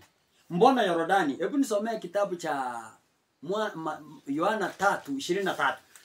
Tuone mbona Yohana alikuwa anabatiza, penye alikuwa anabatizia ni kwa nini nimpeleka pale. Yohana naye alikuwa akibatiza huko Ainoni. Karibu na Salimu. Kwa sababu huko kulikuwa na maji tele. Kwa hivyo penye kuna maji tele ndipo watu wanabatizwa. Lakini penye pasipo maji watu hawabatizwi. Kwa hivyo ukiona mtu anakusimamisha mbele ya kanisa, unaninginiza kichwa hivi kama mtu anachinyonga, unamwagiwa maji hapo, hiyo sio ubatizo. Ila andika hakuna. Ubatizo ni ya maji. Acha kujakai ni mambo ya Mungu. Sio vitu vinne vituko nataka katika dunia hii. Yaani unatazama mpaka unashangaa na hii sasa imani ni imani gani hii? Isipokuwa wenzetu sisi wengine ndio tulianzia hapo. Lakini tuliposoma maandiko ndio tukapokea ubatizo wa kweli. Hata wewe ulibatizwa. Hiyo ndio nilianzia, hiyo ndio nilianzia kwanza. Kabla niingie Uislamu nilitoka katika Roma ndio nikaingia Uislamu. Ndio nikakuja hapa sasa. Kwa hivyo nimezunguka katika hizo batizo zote, zingine unaangalia unaona ni kama zingaumbwe. Sasa hapa tumegundua ya kwamba alikuwa anabatiza alikuwa anabatiza huko aliporudia ile fungu. Yohana 3:23. Soma kwanza ndugu yangu.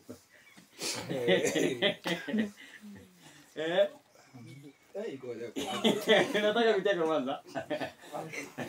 Soma basi ni Yohana. 3:23. Yohana naye alikuwa akibatiza huko Ainoni, karibu na Salimu, kwa sababu huko kulikuwa na maji tele. Kwa sababu huko kulikuwa na maji tele. Na watu wakamwendea wakabatizwa. Na watu wakamwendea wakabatizwa. Kwa hivyo ndio sababu alikuwa anabatiza huko. Hilo ni thibitisho la Biblia. Na mwenzetu mwenye anaoji ya kwamba unaweza kubatizwa mahali popote, uniletee fungu. Na hilo utaleta nitakueleza sio maana yake sababu nitalisoma hapa.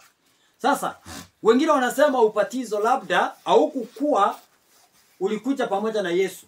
Wacha tuone ya kwamba kabla ya Yesu kama kulikuwa na ubatizo. Kitabu ambacho tunaita Wakorintho wa kwanza 10 mstari wa kwanza na wa pili. Tuone ya kwamba akina Musa na wengine tuone kama walibatizwa. Na walibatizwa ubatizo wa namna gani?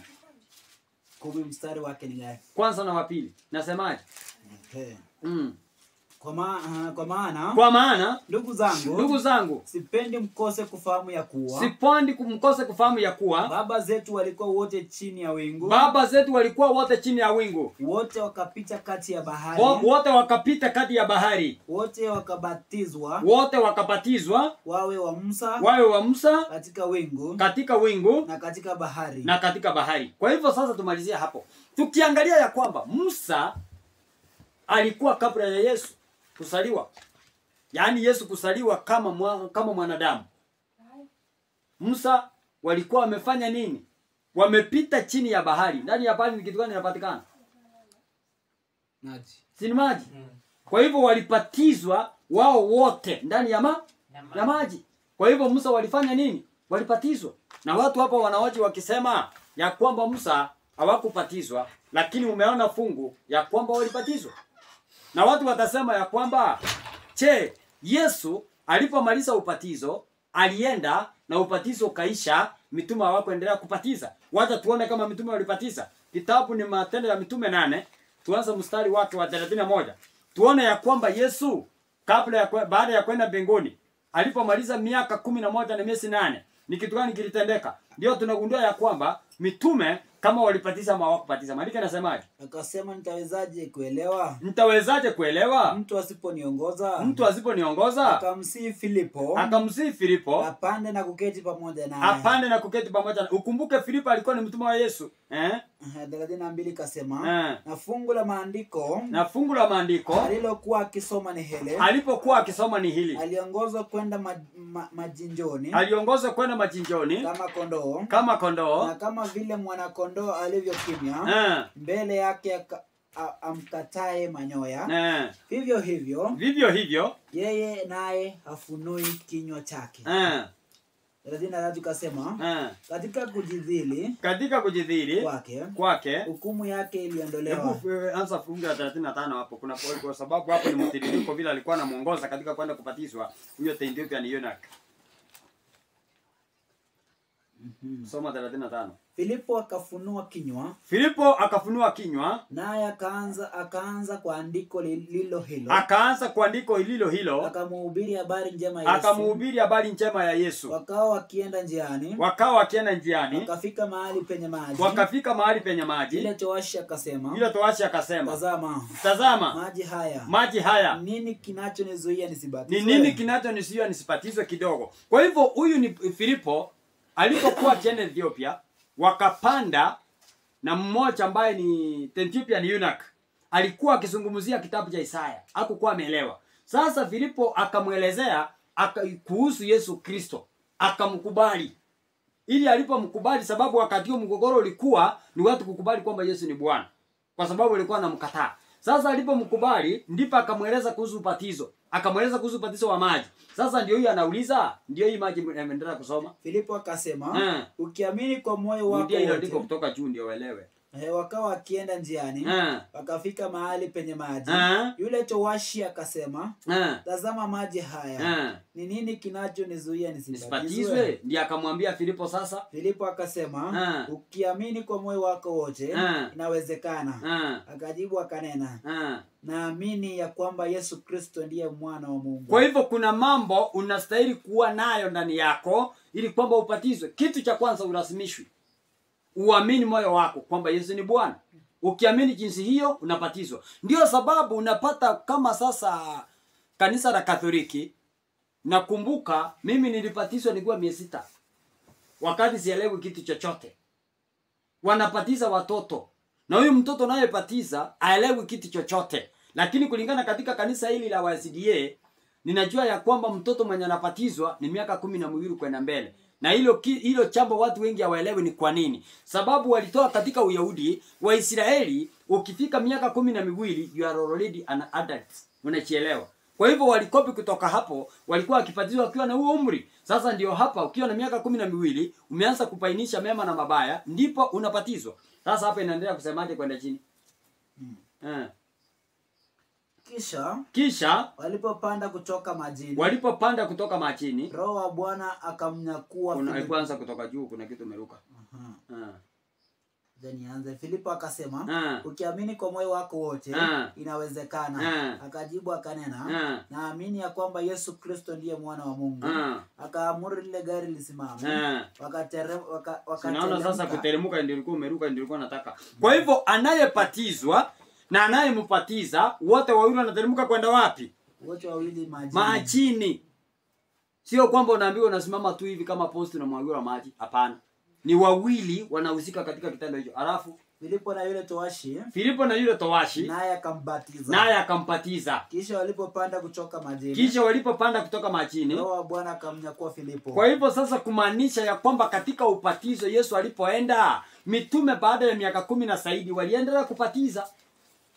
Wengine wanasema ya kwamba labda Paulo hakupatizwa. Kitabu cha Matendo ya Mitume 9, soma fungu la 17. Tuone kama Paulo alipatizwa. 9:17. Biblia kanena. Hapo nataka kunukuu hilo chambo ndio nikuelekeza mbele. Nasema Anania akaenda zake. Akaingia mle chumbani.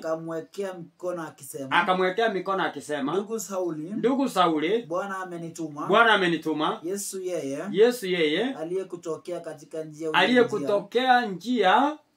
ulioijia. Upate kuona tena. Ukajazwe Roho Mtakatifu. Niendelee 18. Mara vikaanguka machoni pake.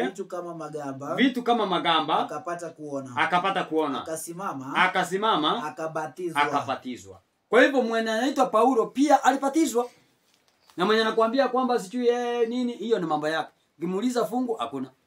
Kwa hivyo kilicho cha muhimu tumeona ya kwamba mitume wa zamani walipatizwa katika wingu na ndani ya bahari. Tumeona ya kwamba Yesu mwenyewe alipatizwa. Tumeona ya kwamba mitume walipatiza. Na sisi tukiendelea sasa, Yesu alipoenda mbinguni, kuna kile kitu alituachia. Anatukubalia tupatize ama tusipatize. Mathayo 28 fungu la 18 na fungu lake lile la 19 na 20. Sana 19. Nasio 18. Biblia ikasema. Yesu akaja kwao. Akasema nao akawaambia. Nimepewa mamlaka yote. Mbinguni na duniani. Basi enendeni. Mkawafanye mataifa yote kuwa wanafunzi. Mkiwabatiza kwa jina la Baba. Na Mwana. Na Roho Mtakatifu. Na kuwafundisha. Kuyashika yote. Niliyowaamuru. Kwa hivyo kile Yesu alipoenda mbinguni, alichowaachia mitume na alichotuachia sisi ni ya kwamba tuendeleshe kuandaa watu katika upatizo. Na sasa mbona watu wapatizwe? Faida ya upatizo ni nini? Kitabu tunaita Yohana 3, tukisoma mstari wake Wewe utaenda kuanzia wa 5 lakini nataka kuanzia wa 3 kuteremka mpaka 5. Tuone faida ya ubatizo. Sababu kila kitu kina faida yake. Lakini kabla tuingie katika faida ya ubatizo, wacha tusome kwanza, tuone kuna wengine wanasema mimi nimepokea Roho Mtakatifu.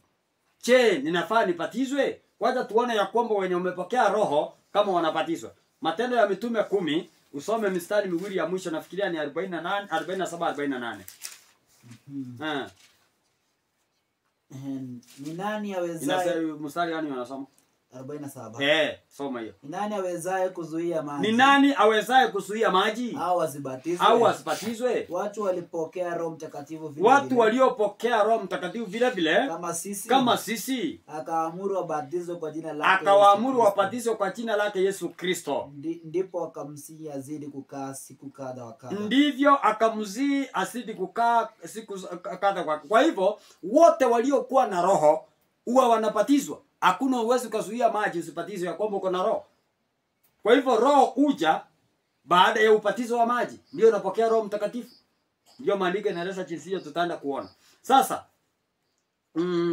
ni akina nani watoto wanastahili kubatizwa? Hebu soma kitabu cha Marko 16 fungu lake la 15 na 16. Tuone ni kwa sababu gani watoto wasibatizwe. Marko ngapi? 16, soma 15 na 16.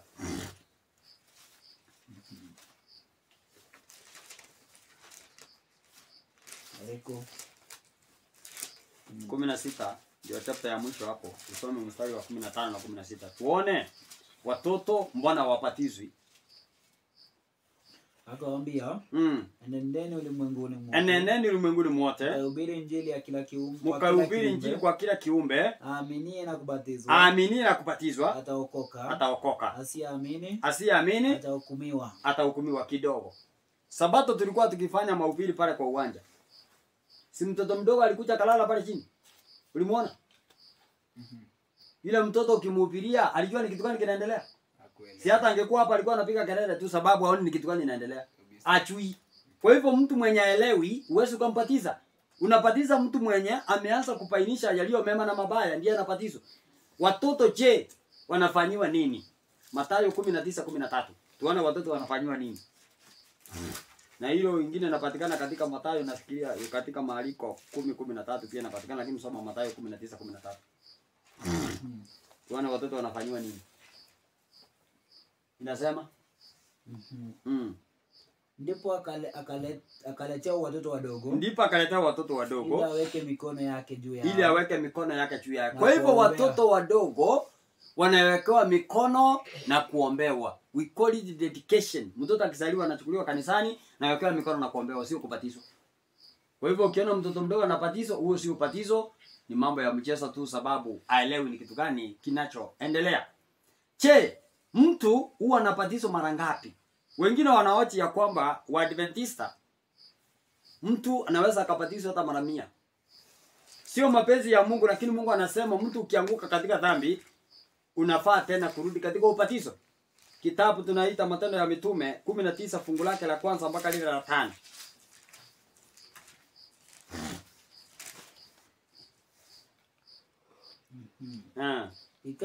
Ikawa Apolo alipokuwa Korinto, Paulo akisha kupita kati ya nchi za juu, akafika Efeso. Akakutana na wanafunzi kadha wa kadha huko.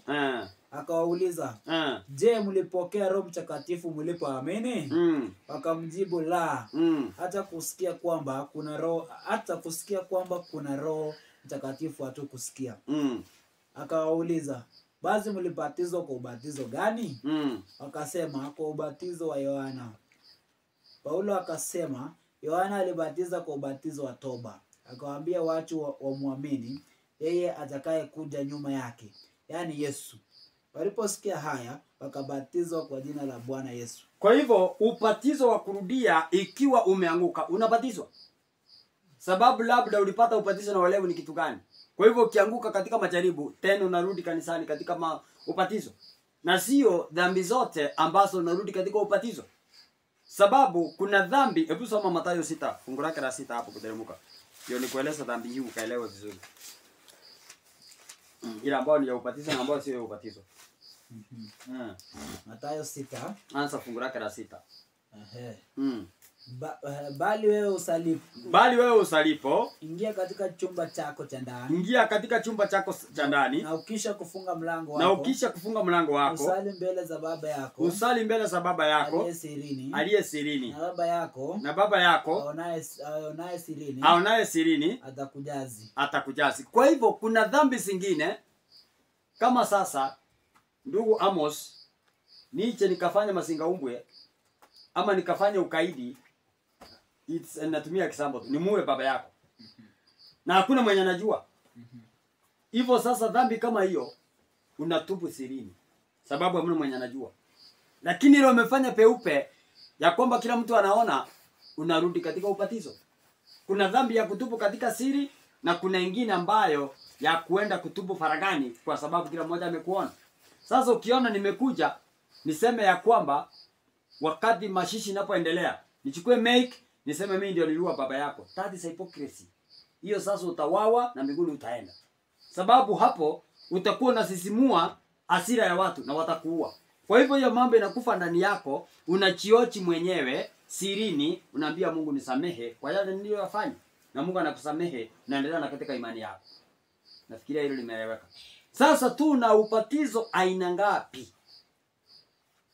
Aina ngapi za upatizo? Kitabu cha Waefeso 4 fungu lake la 5.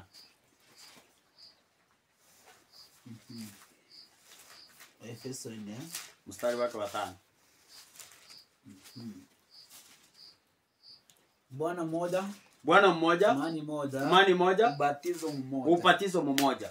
Kwa hivyo ubatizo ni moja tu wenye tumeangalia katika maandiko. Hizi zingine unaona hii ni kama ile wanasema kwa DJ Afro, ni kama drama, ni kama video. Ndio hiyo, hakuna kitu kingine huko. Hii haiko kwa maandiko. Kitafuta utapata. Sasa hizi aina zote tumepata, moja ni ya kusamishwa. Che, hii ya kupita chini ya bendera ilitokea wapi? Yeremia 4 fungu 21. Hii ni ya salvation na amri. Wanapatisa hivyo. Voice of salvation na hiyo ndio inapata. Ile mstari wake ngapi? 21. Biblia ikasema nione bendera hata lini na kusikia sauti ya tarumbeta. Hiyo sasa salvation na amri ndio wanapiga hiyo bendera na kupitisha watu chini yake, lakini sio ubatizo, ila ni mambo yao. Na kuna ubatizo mwingine wa kunyunyizia watu kichwa unaofanywa na kanisa la Katoliki na makanisa kama ACK na makanisa kama ya Kilutheri. Wanafanya hivyo. Tusome katika kitabu ambacho tunaita Ezekieli 36:25. Nafikiria tusome nisikie kama ni hiyo. Ezekieli 36:25. Ezekieli 36:25. Ezekieli 36:25. Ah. 25. Biblia ikasema kwamba nami nitawanyunyuzia maji safi. Nanyi mtakuwa safi. Nitawatakazeni na uchafu wenu wote. Na vinyago vyenu vyote. Kwa hivyo sasa nikuulize, hii laptop si ni kitu moja ambacho umekuwa nacho? Hii tochi tuko nayo hapa na hizi meza zote na nguo na vitu vyote viko katika kwa nyumba. Hivyo sasa ikiwa ni upatizo, simesema vilipatizwa. Unajua kutakaza sio kupatiza. Upatizo ni kusamisha. Na kutakaza ni ile ya kwamba unatakaza hata kuwekea mikono na kusema ya kwamba imetakazwa. Sasa hii maji ilitumika kama Roho Mtakatifu, ili ya kwamba Waisraeli walikuwa wameenda kinyume na mapenzi ya Mungu. Ndipo akawanyunyizia Roho Mtakatifu kwa kuwarejesha nyumbani na kuwatakaza na vinyago vyao vyote. Kwa hivyo ng'ombe zikatakazwa, miti, mashamba na nyumba na kila kitu. Hiyo sio upatizo, isipokuwa ni utakazo. Utakazo ni kitu tofauti na upatizo ni kitu tofauti. Na anayetakaza ni mmoja ambaye ni Mungu. Na upatizo unafanywa na wanadamu kama sisi. Tumeambiwa ya kwamba tukihubiria watu tunawapatiza. Nafikiria hilo limeeleweka kufikia hapa. Tulikuwa tuenda wapi? Tulikuwa tuone hatua za ubatizo. Ulikuwa umesema kwanza ni kuamini. Pili ni gani? Ndio sasa faida, si faida ya ubatizo. Asante kwa kunikumbusha. Yohana 3 Utaanzia moja kuteremka, lakini mimi nataka nisomee 3 mpaka 5. Tuone faida ya kwanza ya ubatizo. Na tutaona ya pili, ya tatu tumalize. Na niwapatie nafasi ya maswali. Yohana 3. Anza mstari wake wa 3. Biblia ikanena ikasema ya kwamba Yesu akajibu akawaambia, amin amin, amin amin, nakwambia mtu asipozaliwa mara ya pili hawezi kuona ufalme wa Mungu. Kwa hivyo ikiwa hautabatizwa, kwenda chini inasema ya kwamba huyu ni mtu aliyekuwa na miaka 78, akaenda usiku, mtu msomi, akamuuliza itawezekanaje? Tumeona wewe ni mwana wa mtu wa Mungu. Ndio Yesu akamjibu, mtu asipozaliwa mara ya pili hata uona ufalme wa Mungu. Ndio akaulizia ya kwamba itawezekanaje nikiwa mzee nirudi tumboni wa mama yangu nienda kuzaliwa? Akamwambia kilichozaliwa na damu ni damu na kilichozaliwa na maji ni maji. Kwa hivyo akamwambia ubatizo ni kupata tiketi ya kwanza ya kwenda wapi? Mbinguni. Kwa hivyo wasiopatizwa na wamekaidi katika ubatizo, mbinguni hawaendi. Kwa hivyo ni kupata tiketi ya kwenda wapi? Mbinguni. Jambo lingine, faida ya ubatizo ni nini? Kitabu ambacho tunaita Matendo ya Mitume 2, yani 2 fungu la 38. Hiyo ni faida ya pili. Matendo ya Mitume 2, 38. 2:38 Biblia ikanena ikasema ya kwamba Petero akawaambia, tubuni mkabatizwe. Unisa ansia 37 ileta msingi wake. Walipoyasikia haya wakachomwa mioyoni mwao. Wakamwambia Petero na mitume wengine, tutendeje ndugu zetu? Petero akawaambia, tubuni mkabatizwe kila mmoja kwa jina lake Yesu Kristo, mpate ondoleo la dhambi zenu, nanyi mtapokea kipawa cha Roho Mtakatifu. Kwa hivyo faida ya pili ya ubatizo ndio njia tu ya ondoleo la dhambi. Na ukiondolewa ondoleo la dhambi, sasa unapata kipaji cha kupokea Roho Mtakatifu. Kwa hivyo bila ubatizo hautapokea Roho Mtakatifu. Je, huyu Roho Mtakatifu ana faida gani kwa Mkristo? Luka 4:18. Sababu ni Luka 4:18. Roho Mtakatifu unapompokea anakuwa wa faida gani katika Mkristo? 18 Biblia ikasema, Roho wa Bwana yu juu yangu. Kwa maana amenitia mafuta. Kuhubiri maskini habari njema. Amenituma kuwatangazia wafungwa kufunguliwa kwao. Na vipofu kuona tena. Kuacha huru waliosetwa. Kwa hivyo ukipokea ubatizo ndipo sasa unaitinishwa. Roho Mtakatifu akikaa ndani yako ndio nalinena neno la Bwana kwa ujasiri. Unakuwa una uwezo hata wa kuwekea watu mikono na wanapona. Unakuwa na uwezo wa kukemea mapepo kwa njia ambayo ni sahihi, sio ile njia ya kununua kupitia kwa pete na mizumaa na kuwakishiwa mizumaa sio ya blue ya LED. Hiyo mambo Mungu anakataa. Hiyo ndio faida ya kupokea Roho wa Mungu. Na huyu Roho wa Mungu anakuja wakati gani? Tumegundua sehemu ya kwanza ni kupitia ubatizo. Mathayo 3 fungu lake la 16 na 17. Ili ya kwamba ninafikiria ndio nitaendelea kidogo nipeane nafasi ya maswali. Mathayo 3. Anza 16 na 17. Naye Yesu alipokwisha kubatizwa, naye akapanda kutoka majini, na akatazama mbingu zikamfunukia, akimwona Roho wa Mungu akishuka kama hua akija juu yake. Natazama sauti kutoka mbinguni ikasema, huyu ndiye mwanangu mpendwa ninayependezwa naye. Kwa hivyo ukitaka kumpendeza Mungu ni kupitia tu njia ya ubatizo. Wakati umesamishwa, sasa unapopanda majini, mbingu inafunuka kwa ajili yako na inaidhinisha huyu ni mwanangu mpendwa. Kwa hivyo usipoingia ndani ya maji, kumaanisha ya kwamba hautomfurahisha Mungu na Mungu hataidhinisha katika yale ulikuwa unafanya. Hivyo ndivyo Mungu amesema na ndivyo amepanga jinsi hiyo. Je, wangapi wamepokea ubatizo sasa? Siseme kwamba ulibatizwa, na ikiwa ulibatizwa, ubatizwe na mtu mwenye anatusa amri 10 za Mungu mpaka Sabato ikiwa ndani. Ikiwa kubatizwa na huyu hakuna ubatizo hapa. Sasa ni swali, wangapi wamepokea ubatizo? Nafikiria sasa nimeelimisha na umeelewa hoja na umeona ukweli kutoka kwa maandiko. Sababu Biblia hii si yangu. Ni ya nani hiyo Biblia? Mimi sijasoma yangu. Ni yenu. Hapa kwenu Siririati hapa. Nani amepokea ubatizo? Kwa hivyo si unaona nyinyi nyote hakuna mwenye amebatizwa. Kuna. Sasa ikiwa utabatizwa unafaa kufanya nini? Soma kitabu cha Matendo ya Mitume 16:22. Ikiwa sio 22:16, lakini sana sana nafikiria ni 16:22. Soma. Sikia kile unafaa kufanya sasa. Acha some kwanza nisikie ndio andike. Korinto wa kwanza. Yaani sio wa Korinto, Matendo ya Mitume 16:22 nasemaje?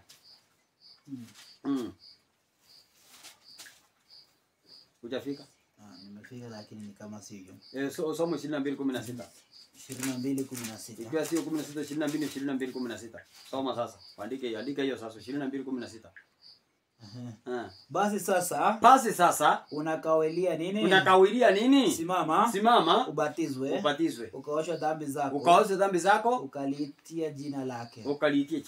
Kwa hivyo sasa mimi ushauri wangu nimefundisha, umeona ukweli kutoka kwa maandiko, bila kuweka mambo yangu, ni Biblia takatifu. Ukitaka kwenda mbinguni, Mungu anakuuliza, sasa wewe unakawia nini? Simama, upatizwe, upate ondoleo la dhambi na upate kibali cha kuingia mbinguni. Tuko pamoja? Sababu ya mengine tumeona yalikuwa ni ya nani? Si ya wanadamu. Na Mungu amesemaje? Matendo ya Mitume 5:25, 29.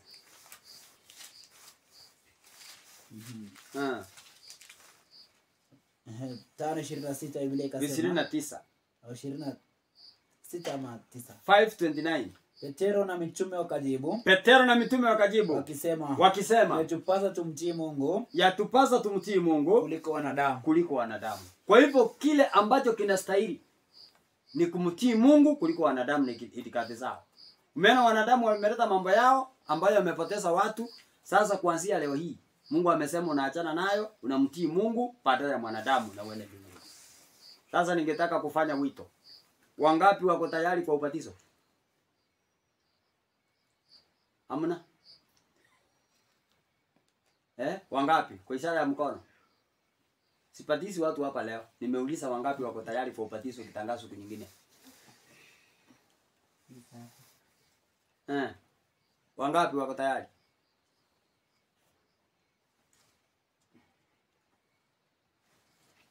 Wangapi? Mama amelala. Kwa hivyo katika haya yote nyinyi nyote hamtaki ubatizo? Ama mmechanganyikiwa? Mko wapi? Wangapi wamebatizwa kulingana na somo tumefanya? Acha niseme tu kwa kuona. Naona kama umeuliza. Ongea kwa sauti sababu kwamba nafikiria ungesema wangapi wameona utofauti wa ubatizo. Asante sana. Sasa asante sana kwa kurekebisha. Wangapi wameona tofauti ya ubatizo ulio nao na ubatizo wa Biblia? Sasa kwa ishara ya mkono. Sasa hapo ni wote. Niulize, mmeona tofauti gani? Swali la pili limekuja sasa. Mmeona tofauti gani? Sasa tuko karibu na kuona ukweli. Mmeona tofauti gani? Sababu huwezi kuinua mkono sababu umeinua ya kwamba umeona na hujaona tofauti gani. Eleza ni tofauti gani hiyo umeona? Hiyo ndio ya kwanza. Tofauti nyingine?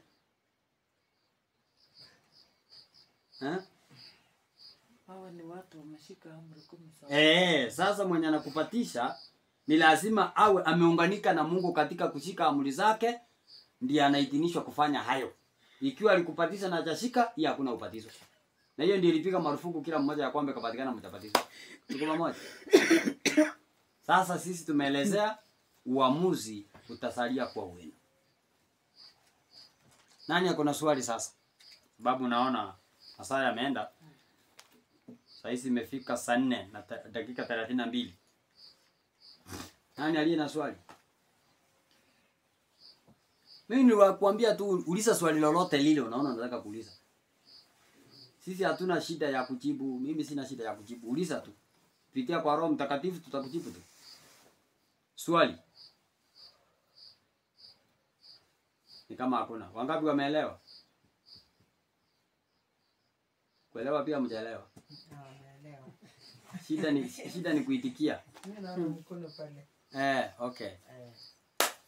Now, sasa tunafaa tufuate nini? Ndilo swali tu.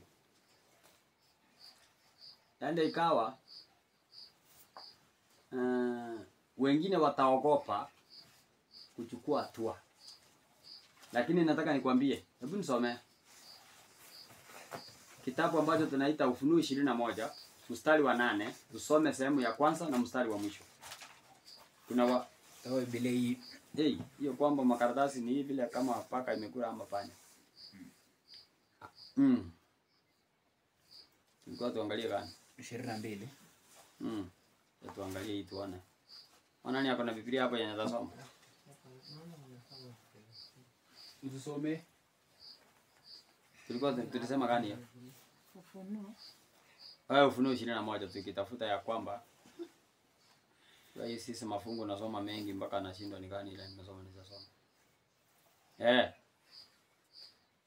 Ufunuo 21 mstari wa 8 nasoma ya kwamba inasema pali waoga, kuna watoto 8 wametajwa hapo. Pali waoga, huyo ni mmoja. Inasema ya kwamba hii ndiyo penye watakuwa. Inasema ya kwamba pali waoga sehemu yao ni katika lile ziwa liliwakalo moto na kiberiti. Hii ndiyo mauti ya pili. Maonyo ya Yerusalemu mpya. Tuko pamoja? Kwa hivyo wao wote watapatikana wapi? Waoga wote watapatikana wapi? Si ni motoni? Ni hiyo. Najua wameshinda hiyo 8 ni nani? Wacha nisome. Wameshinda hao watoto wa 8 ni nani? Wacha nisome.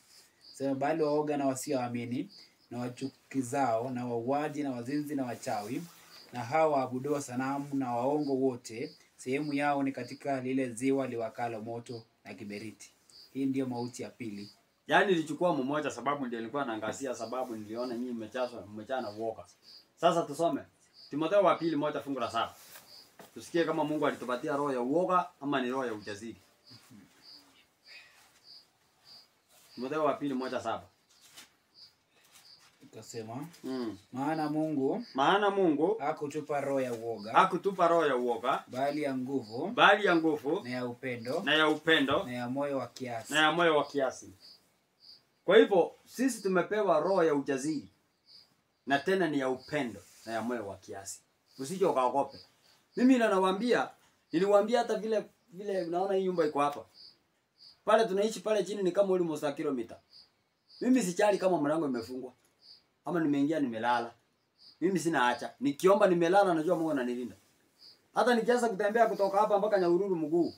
Sitaki kujua kama nakutana na padri njiani au wanini wa Samburu ama wezi wa bunduki vile simejaa hapa. Hiyo sio kazi yangu. Mimi najua kwamba Mungu ananilinda na ninaenda. Hiyo uoga sijai kuwa nayo. Ikiwa ujumbe huu unahubiri sitaki kuchua kwamba nahubiria Ruto, maana namwambia Trump, maana namwambia nani. Mimi ni kumwambia tu sababu sio mambo yangu. Mimi ni I'm just a mouthpiece ya hili neno. Ndio naona kila mstari, kila statement napeana nasoma andiko. Ukiona na soma Biblia yangu.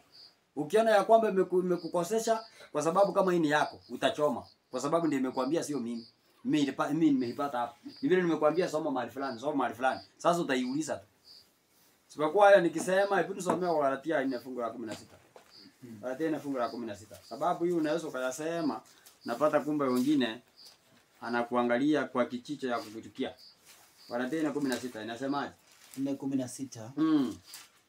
Je, nimekuwa adui wenu kwa sababu nawaambia yaliyo kweli. Sasa ni mimi nawaambia kweli. Msije mkanichukie sababu ni maandiko. Nami nashangaa mbona hii Biblia kaandika maneno magumu hivi.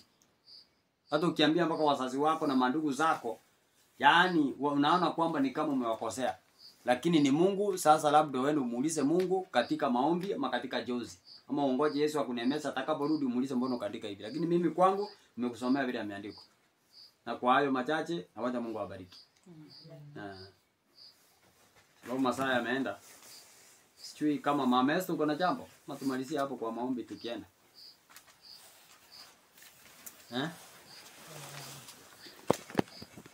Langu ni kwamba nashukuru. Langu ni kushukuru kwa sababu hata nami leo nimekuwa mkubwa. Mkubwa ama yaani umechengeka. Nimechengeka. Kwa maneno mengi. Kwa sababu kumbe Mungu wetu anatupenda na anafunua mambo haya. Unaona tu na kushangaa kwa upendo wa Mungu kwa sababu hakika ametuandikia maneno makubwa sana ambayo tusipolifuatilia tutapotea, na tunafikiria tuko njiani, tunamwamini Yesu basi tosha, hakuna kazi nyingine. Lakini leo hii unaona kwamba kumbe alituandikia maneno ambayo yafaa tuweze kufuatilia na kuamini jinsi ilivyo, kwa sababu maandiko yote yameandikwa kwa uongozi wa Roho Mtakatifu na uwezo wa Mungu. Ndio nashukuru hata nami nasema kwamba siku hii inakuwa ni siku ya faida kwangu katika maisha yangu. Kwanza ya kuokoka, ndio nakuanga namba 1. Nasema sasa niseme hii kweli utanichukuliaje? Lakini leo sana nimekuwa na ujasiri ya kwamba kumbe ni Mungu mwenyewe ameandika mambo haya. Nisione haya kusema. Hivyo ninasema asanteni kwa sababu, asante kwa nafasi hii. Nashukuru Mungu sana kwa sababu kila mmoja ambaye amesikia sasa anaweka mawazo yake. Asante kwa sababu Mungu aliweka ndani yetu mawazo mazuri ama kitu ya kuamua ndani ya maisha yako. Kila mmoja ana uamuzi wake na kuchagua kama amesikia. Asante. Na ile kitu ningetaka kusema, unajua kuna vile watu wanajitazama, mtu anajichukia na anajiona kwamba ya kwamba hafai. Hamuna dhambi hata moja. Yesu kama vile anavyokalia katika kiti cha mkono wa kuume wa Mungu, akiendelea kutuombea, hamuna dhambi hata moja itakuzuia usiende mbinguni. Yoyote ile utakayofanya, Yesu angaliko katika kiti cha enzi. Ukimuomba kwa imani anakusamehe na unaingia mbinguni. Kwa hivyo usicho kaona ya kwamba wewe umepotea sana. Hapana. Unajua dhambi ni kama sasa hii mvua imenyesha hapo nje. Hata ukifalia vizuri na ufalia hata kama mputi vile utafalia, lazima utapata matope imekuangukia mahali fulani. Na dhambi ndivyo ilivyo. Ndio sababu Yesu ako katika kiti cha rehema. Ukitenda dhambi, unaenda kwake, unatubu na anakusamehe na kupatia nafasi nyingine. Kwa hivyo usicho kajiona ya kwamba wengine anaona mimi ni muovu sana, labda nimetenda dhambi mingi. Yesu alikufa kwa ajili ya watenda dhambi. Na yuko kwa ajili ya watenda dhambi. Na alifufuka kwa ajili ya watenda dhambi. Na yuko katika kukupatia neema na kukupatia uzima wa milele. Sasa wewe ndio utataka. Nani mwingine ako na kuongezea kabla tufunge katika maombi? Ukutanoni. Asante. Yaende kama mmechoka. Sio sisi wengine hatuna usingizi. Nikitoka hapa tena naenda kuingia katika mtandao. Kuna grupu nyingi pale nafundisha katika nchi za ng'ambo pale, USA, Canada, Australia, South Africa. Wanauliza maswali hapa, wengine tunafanya Zoom, wengine ni kuuliza maswali katika grupu. Niko hapa zaidi ya 30 nafundisha. Ndio sasa tunaendelea katika safari hiyo. Niliwaambia tuombeane Mungu atupatie neema zake. Sasa nafikiria niulize. Mtu anawezaje kuingia katika safari ama hiyo group ndio apate mafundisho hiyo? Mafundisho si ni kukuja sasa katika group. Unaingia pale, namba yako ya simu unaongezwa katika group hiyo. Sipokuwa inahitaji sasa lazima uwe na bundles because tunakuwa na conference. Hiyo conference ni ya kwamba yule ambaye kuanzisha mkutano anafanya huko audio call kwa group, una join. Sasa mmoja akiongea mwingine ananyamaza, watu wote kwa nyumba wanaongea. Wako katika nchi zile za ng'ambo, lakini yale nataka kusema nafundisha kutoka hapa, wale wanauliza maswali, mmoja ananyamaza na unafunga mic yako na endelea. Kwa hivyo inahitaji elimu fulani ndio unaingia katika hali hiyo. Hiyo ndio tunaita, kuna nyingine inaitwa, na hiyo ndio tunaita Zoom na mambo kama hayo. Kwa hivyo sasa Mungu saa zingine ni vyema kuleta hizi vitu, zimerahisisha maneno. Napata kama hizi ujumbe sasa tumefanya hapa, huu ujumbe utakuwa mpaka dunia ishe. Sababu ukiangalia ujumbe zote tumekuwa tukifanya hapa, watu wanaendelea kusikiza. Si wanakupigia simu, kina Mary wanampigia kwamba wanaona vile anaimba. Hii tunaweka katika mtandao, watu wanaendelea kuangalia. Sababu hiyo hata ikiwa hatuko, huo mtandao utaendelea kukua. Wewe ni kuingia katika YouTube unaandika Innocent Gabriel, subscribe, unapata hizo mafundisho yote mengi yako hapo. Unafuatilia. Tayari mengine ya picha walikuwa wanataka pale chini, yote imejaa hapo ndani kwa mtandao. Na utaendelea kusoma na mambo itaendelea vizuri. Sababu badala ya kuweka bundles unaingia katika vitu zingine, ni bora ingia katika hayo mafundisho yatakusaidia baadaye. Na maswali mengi yamejibiwa hapo. Na hapo utaandika tu you can ask a question there, nikifungua nikiona, sababu kila wakati niko hapo na ukiandika ina notify katika simu yangu. Naingia hapo na kujibu. Mama niko katika mtandao 24 hours. Simu yangu ijaizima credit, ijaizima bundles, sababu ndio na wasiliana na watu, kupeperusha mahubiri kwenda pale redioni na kwingine kule watu wanasikiza, ndio tunafanya jinsi hiyo. Sasa na kuomba ndugu Amos tuweke katika mikono ya Mungu, tuende tukalale ili kwamba siku ya Sabato kesho tuchumuike katika hali ya kuabudu. Sawa. Tuombe, tusimame. Ajili ya ombi. Tuombe. Utupendaye Mwenyezi Mungu, tunapenda kushukuru Baba kwa sababu umekuwa mwema siku zote. Kwa juma nzima Mwenyezi Mungu umekuwa kiongozi. Tazama ni Sabato yako njema Mwenyezi Mungu ambaye imeingia. Wewe ndiye Bwana wa Sabato ya Yesu kwa pamoja nasi. Yesu ulitupa mafundisho ya Mwenyezi Mungu ili uweze kutuonyesha njia, ili mwishowe tuweze kuona uzima wa milele. Nakili majina yetu ya Mwenyezi Mungu katika kitabu cha uzima. Zaidi ya yote Mwenyezi Mungu utupe Roho Mtakatifu awe kiongozi. Ni kwa jina la Yesu Kristo tunaomba tukiamini. Amen. Kwa hivyo nataka kuambia ya kwamba na niwaombe tu. Mimi mahali popote naenda huduma siku ya Wednesday, hasa ile wiki ya mwisho tunaenda kumalizia, inakuwa ni kufunga. Sababu najua hapa kila mmoja kuna mahitaji. Kuna yale unahitaji Mungu akufanyie.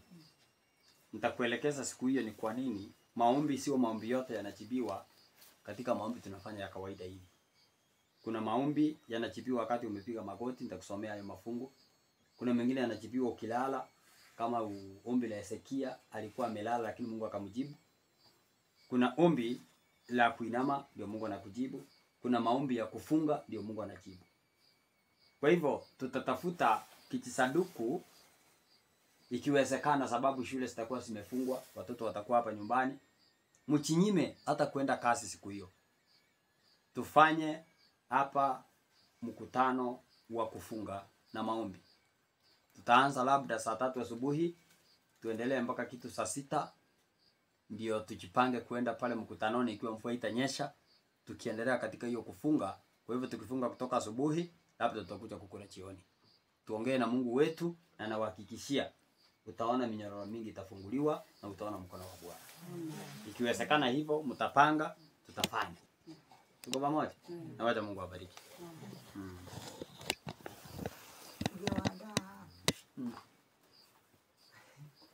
Wandaje?